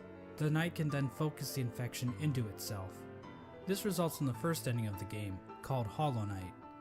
In this ending, the knight usurps the Hollow Knight, prolonging the stasis over Hallownest. New chains and bindings appear out of fuck if I know, and contain the knight, and a new seal is placed over the entrance to the Black Egg. Now there is one giant question looming over this ending. Can the knight actually contain the infection indefinitely, or will the Radiant still manage to break free one day? Before we answer this question, let's look at some of the other events that can transpire while playing the game. If the player chooses to go to Kingdom's Edge, Hornet will challenge the knight one last time as a final test of strength. After her defeat, Hornet allows the knight to access the cast-off shell, where the Pale King was originally hatched. By interacting with this egg, the knight's shell is marked with the king's brand, technically making the knight the new ruler of Hallownest. With the king's brand, the knight can now open the entrance to the abyss and discover the place of its birth. When leaving the abyss, the knight can encounter Hornet again, where for the first time, Hornet suggests that there are actually two outcomes the knight can enact. She tells the knight that it can either prolong Hallownest's stasis, or face the heart of the kingdom's infection. Within the knight, Hornet sees a chance for change. Instead of just replacing the Hollow Knight, Hornet believes that it may be possible to get rid of the infection completely by using the void inside of the knight. After visiting the abyss and obtaining the Shade Cloak, the knight is capable of reaching the White Lady hidden away in the Queen's Gardens. The White Lady tells the knight that she has been awaiting a vessel to accept a gift, that gift being one half of a charm called the King's Soul, which she claims will give the knight more power. The White Lady goes on to explain that she can feel the weakening of the Hollow Knight within her roots. She tells the knight that it is free of the blemishes that made the Hollow Knight a flawed vessel. From this dialogue, it is implied that the knight truly is a pure vessel, capable of containing the Radiance successfully. But it's not quite that simple, so we're going to have to dig a bit deeper into this.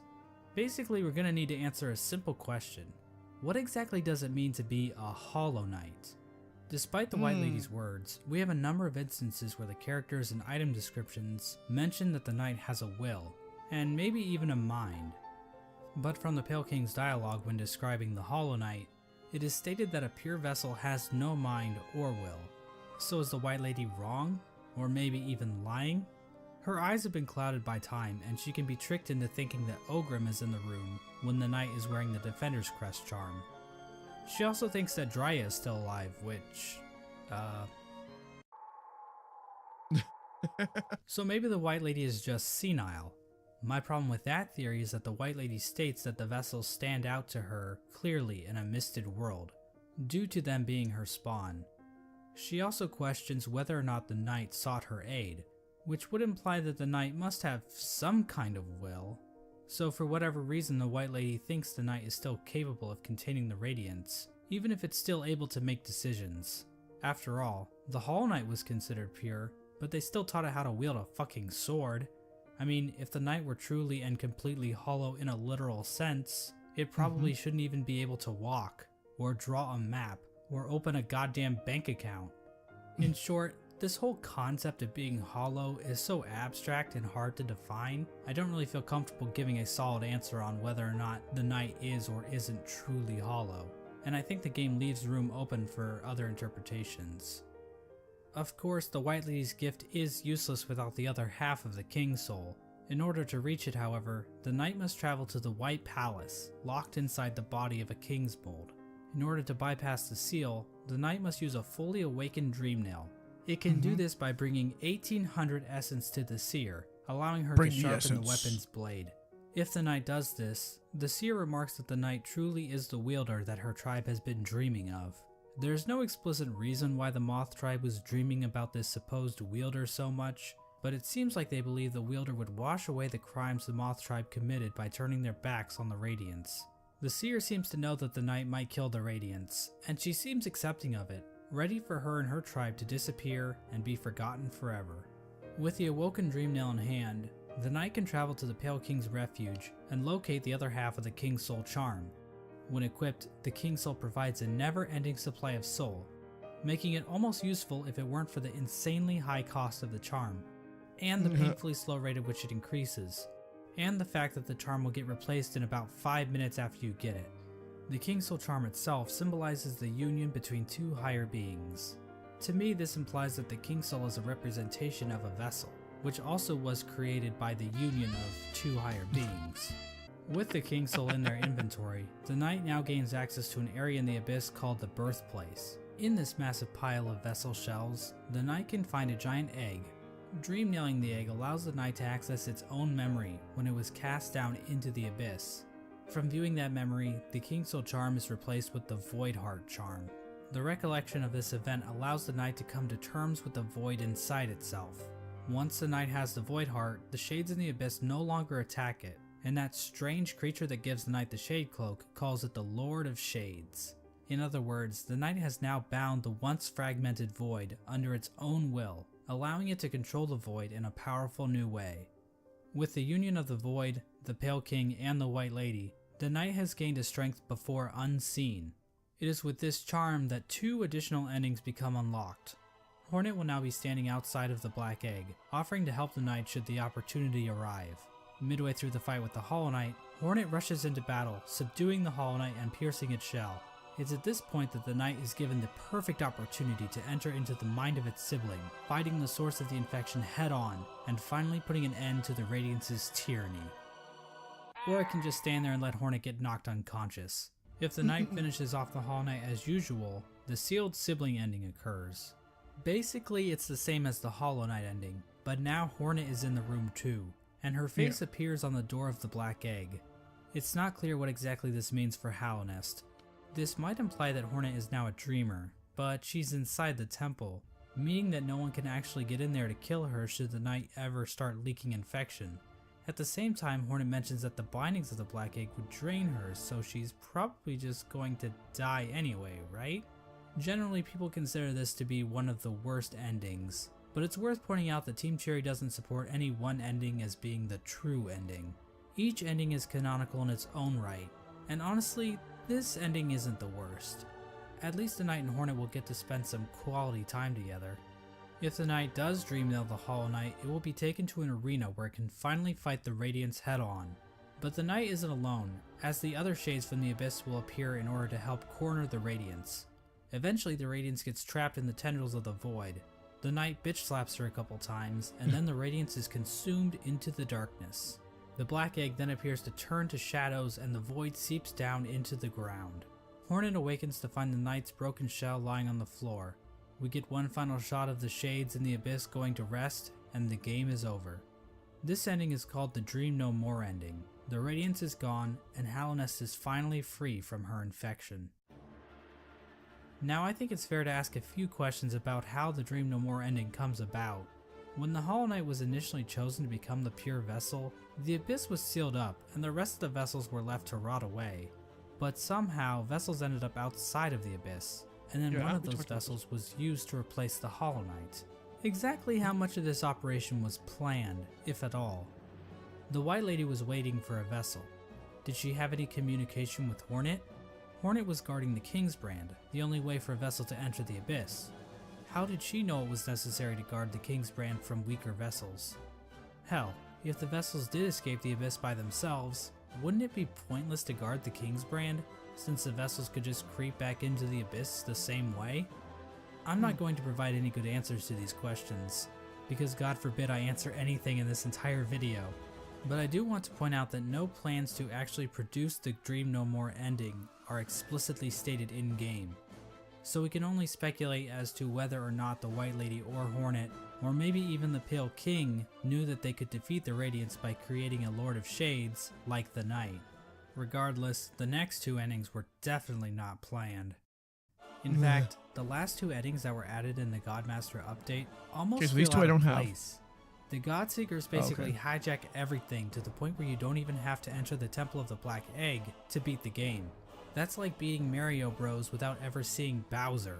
But on the other hand, the Godmaster endings basically reinforce that Hallownest does not exist in a vacuum. which can help the world of Hollow Knight feel more real, because what else is reality but just a bunch of random chaotic stuff happening all the time?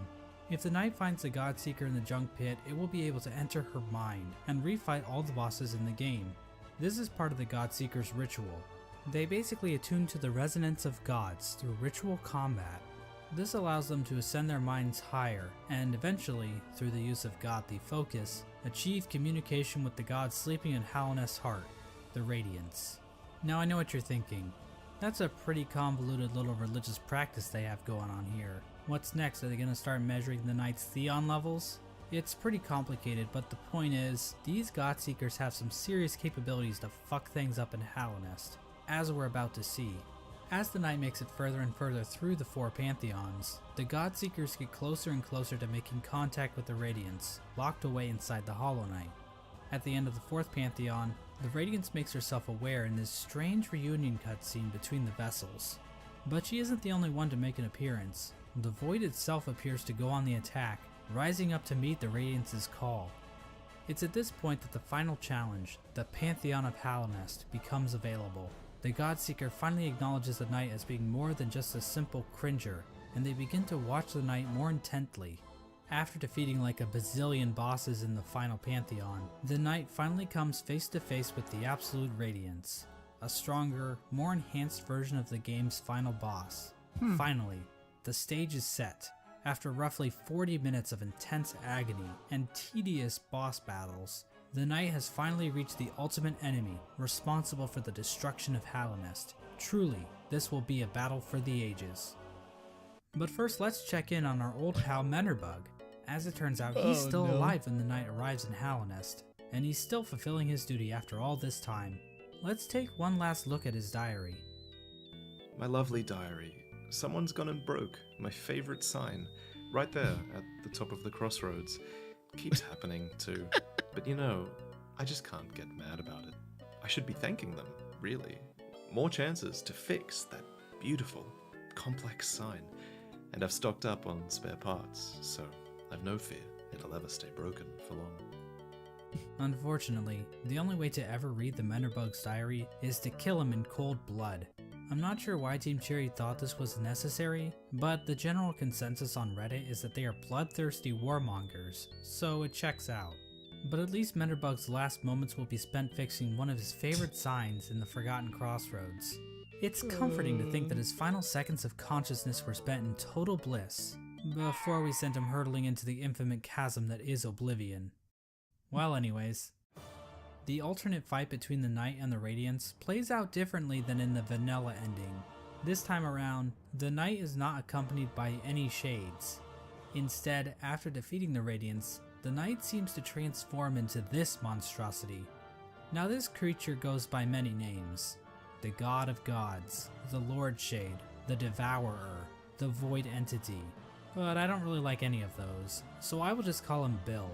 Bill proceeds to completely annihilate the Radiance in spectacular fashion. We are then treated to the Embrace the Void ending. Bill comes back down from the sky, dropping into the rest of Godhome. The Godseeker starts to get pulled into Bill by Void tendrils. We then cut to the Godseeker in the junk pit. Void starts leaking out of her eyes, and it appears as though Bill is making an escape back into the real world, which is probably a bad thing? Finally, we see Hornet standing outside of the Black Egg as the infection begins to disappear from nearby vines. Hornet hears footsteps coming from inside the Black Egg as the Hollow Knight reveals itself to her and the two prepare for combat. So from this cutscene, we can see that the Radiance's death in Godhome actually did kill her for real, meaning that the infection over Hallownest is now gone. This means the seals inside of the Black Egg probably wore off, allowing the Hollow Knight to escape its prison. In other words, the Embrace the Void ending is a goddamn cliffhanger, and we have no idea how Team Cherry plans to follow this up. The Hollow Knight is running loose in Hallownest, and the Knight has transformed into a raging void monster that might try to destroy the entire kingdom, or at least what's left of it. What's even more strange about this ending is that the announced sequel, Hollow Knight Silksong, doesn't seem to be related to this ending at all, but that's a whole different shit show. Obviously, the biggest mystery surrounding this ending is the appearance of Bill. Did this creature exist in the void already, or was it somehow willed into existence by the power of the Godseekers? Did the night turn into this thing, or did it just become a part of it? Examining a statue of this creature and other forms of the night grant the player a Hunter's Journal entry for an ancient artifact called the Void Idol, which might imply this creature might have been worshipped by the ancient civilization. But again, that's pure speculation. We don't know what this worship of Void exactly looked like. Maybe the Void they worshipped took the form of something more sinister. There is one thing we know about this monster though. It's weak to flowers. Yes, these things. As it turns out, those delicate flowers that Zamir has stockpiled up her ass are actually useful for something. They contain a strange power that even deters the White Lady from touching one. The Godseeker, however, is dumb enough to accept a flower from the night.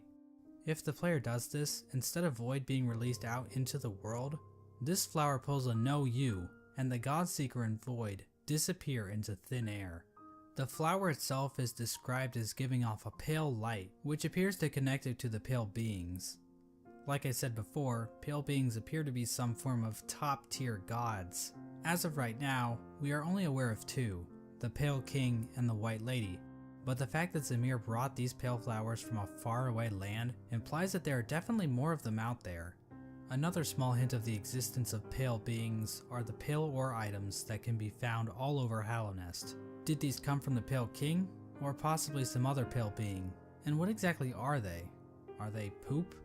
In general, the Godmaster endings appear to be doing a lot of setup for future Hollow Knight content. Like I said before, Hollow Knight Silksong doesn't seem to connect to these events on the surface, so we are in a bit of a bind when trying to discuss what these endings actually mean for the greater narrative Team Cherry is building. There's definitely a lot more to consider about what the Pale Beings are and what properties they possess. And we also have plenty of questions surrounding the Void and how bugs have interacted with it in the past. It almost feels like we are looking through a keyhole, trying to grasp onto the totality of Team Cherry's creation. How powerful are creatures like Bill and the worms? Where did things like the Void even come from to begin with? How much bigger is the world beyond Hallownest? Is Bardoon into butt stuff? But of course, that's the appeal of a game like Hollow Knight. Having all of the answers to every question would just ruin the mystery of the world. Plus, if we didn't have questions like this to waste our time on, then what else would we be doing with our lives? Go outside? Ugh. And so this video comes to an end. Now I know the average attention span of a YouTube viewer is 9 minutes, so let me leave you with a few takeaways. 1. Hollow Knight is a game about bugs. I know this may come as a shock, but it's true.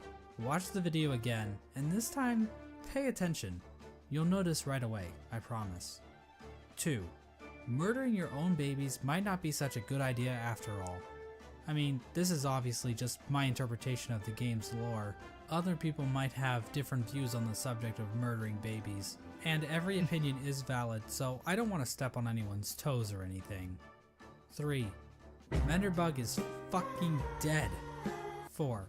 Nothing is certain. This video probably has a few flaws in it. Trying to construct a cohesive narrative with the information found in Hollow Knight isn't exactly straightforward. I'm sure my views will change in the future, and I encourage you to explore the lore yourself. 5. And this last point is fairly obvious, but I should mention it anyway. Cory in the House is the best anime. It's a party every week, baby. That's right, I'm Embrace in the one. house. So shake it up. Just a little bit.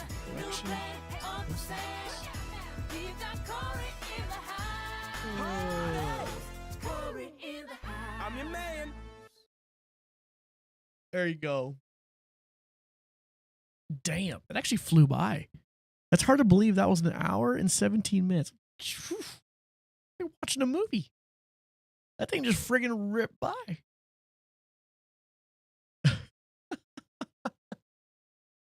Okay, that makes a lot more sense. I mean, I still think there was a Bob at the end of the video. Did you see that? Yeah, there's something. I didn't know it was Bob. Was it me? Oh, okay. Okay, fair enough. Fair enough. No, definitely made more sense now, a lot of the story. And if I knew some of this stuff going into it, I'd be a little bit more like looking out for it. There's still some things I'm a little bit confused on. Not a lot though, but like the idea of like, okay, the vessel, Hollow Knight, how the place was made, the void. It makes a lot more sense now. It makes a lot more sense for sure. And for me, again, this is a great game. Like I said, I don't know if I could give it a perfect score if I had to score it, but it's way up. Like I said, 9.5. I mean, it'd be way up there for a score. No, I know nobody knows those things, but again, that's like one of those. Again, like he said, part of what makes these kind of games good is that we aren't told everything, right? You have to search for it and get kind of these answers. But I do think maybe, and I know Silksong, and it's been stuck in development hell forever, which I'm sure isn't helping this. But it'd be nice if they had a little bit better way of storytelling, just a little bit, just so some of the, not the finer points, not the deep lore things, but just the main driver of the story was fleshed out a little bit more, so you wouldn't have to go watch a video. Not that it was a great, amazingly done video there by Mossbag. No, amazingly done video and stuff like that. But it's one of those things where, it took them 3 years to make this. I mean, for people who play the game, within the first 3 years, you weren't getting that video. So it is one of those things that's probably something they could improve on. Yeah, it's very hidden again, and that's not the end of the world. Lots of games do this. I don't know for myself if that's a good thing or a bad thing. I know some people love it, but again, I also like to say too, like I know for the general audience, probably doesn't really work. So I really appreciate that, like though that video that made things so much more clear, and with certain enemies and things like that. Like if I was to replay it now, I would replay it having so much more of an idea of what's going on. Oh, the game is so much fun. Oh, the game is pure fun. That's literally what brings it. The mechanics are amazing. The game is fun. The map is huge.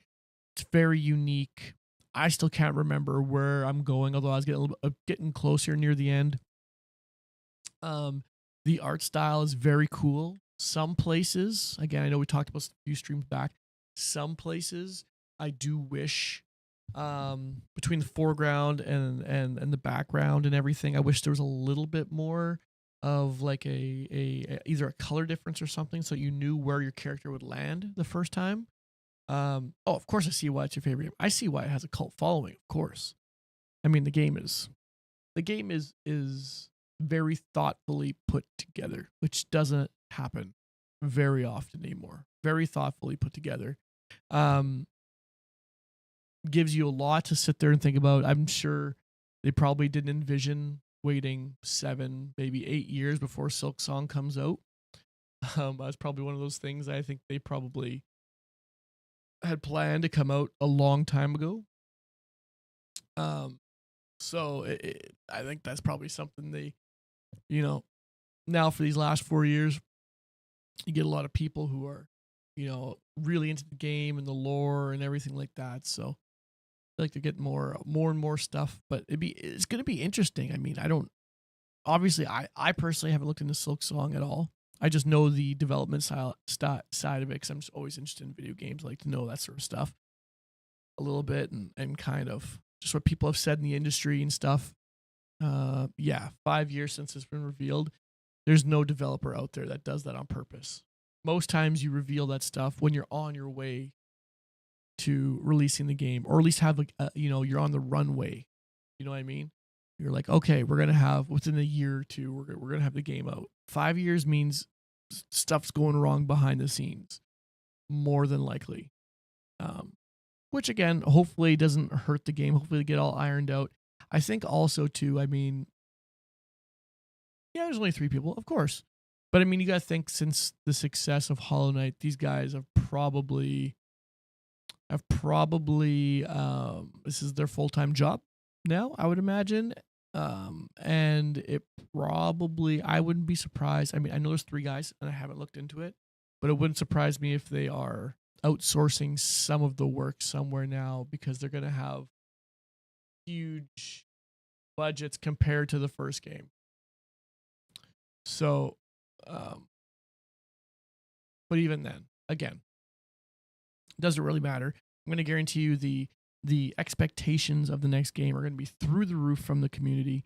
Again, you get people like that. It's almost like Star Wars, right? Right, Bob? Like, it's almost like Star Wars, where like you get this amazing movie set, and then there's such a long break between movies that it develops this cult following, and basically whatever you're going to release after is going to be probably just scrutinized with such a fine-tooth comb that it probably won't live up to the original. Probably unfairly, to be honest, is how it normally works, especially with cult followings and things like that. But I mean, we'll see. We'll see what the next one is. I'm very interested in it. Definitely glad I played this. It is an interesting choice, though. It is interesting. Lots of good design choices. Definitely an old school style of game, the Metroidvania style, but not in the modern style of game where you need to have microtransactions, selling skins, and that sort of thing. You could tell fun was put at the heart of it. This game needs to be fun. It needs to grow. It needs to make sense. And I really respect that. That reminds me of a lot of the games I love. You know what I mean? And I think most gamers probably agree with that as well. But really glad I did that. Okay, we're basically at 12 o'clock. My contacts are sticking to my eyeballs. Can't even think anymore. Man, I appreciate I appreciate everyone for hanging out with this 10-part series. This was more than I've spent on most games, so that's pretty sweet.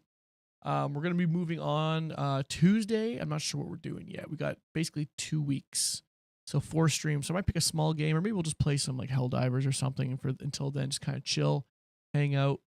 We'll see if I can knock another game out here before we get there. But yeah, this was great. Got to meet a bunch of new people from the community and stuff. And I hope you guys still hang around, Bob and everybody else who's along there. Yeah. Hey, when it comes out, I mean, you know where we'll be. You know where we'll be. I'm excited for that. Yeah, I got to meet so many more people. We got Cooper Whooper 7 followed here today. We got a whole bunch of interactions. We had some subs. I appreciate it so much, everyone, for all the support and hanging around. And we're not done. We're gonna be back Tuesday. If you stream that, I'll try and help. Hey, maybe I'll be there. Maybe I'll be there in their OG. Maybe I'll be OG this time. Show up early. We can figure the game out together. You never know. Hey, Bob. All right. Cool. We're gonna call it there. Everyone, take care. Peace. Have a great weekend. We're gonna be back Tuesday, 8 p.m. Stay tuned for the game. It's gonna be awesome. And yeah, we'll just keep grinding from here. All right. Peace. Take care.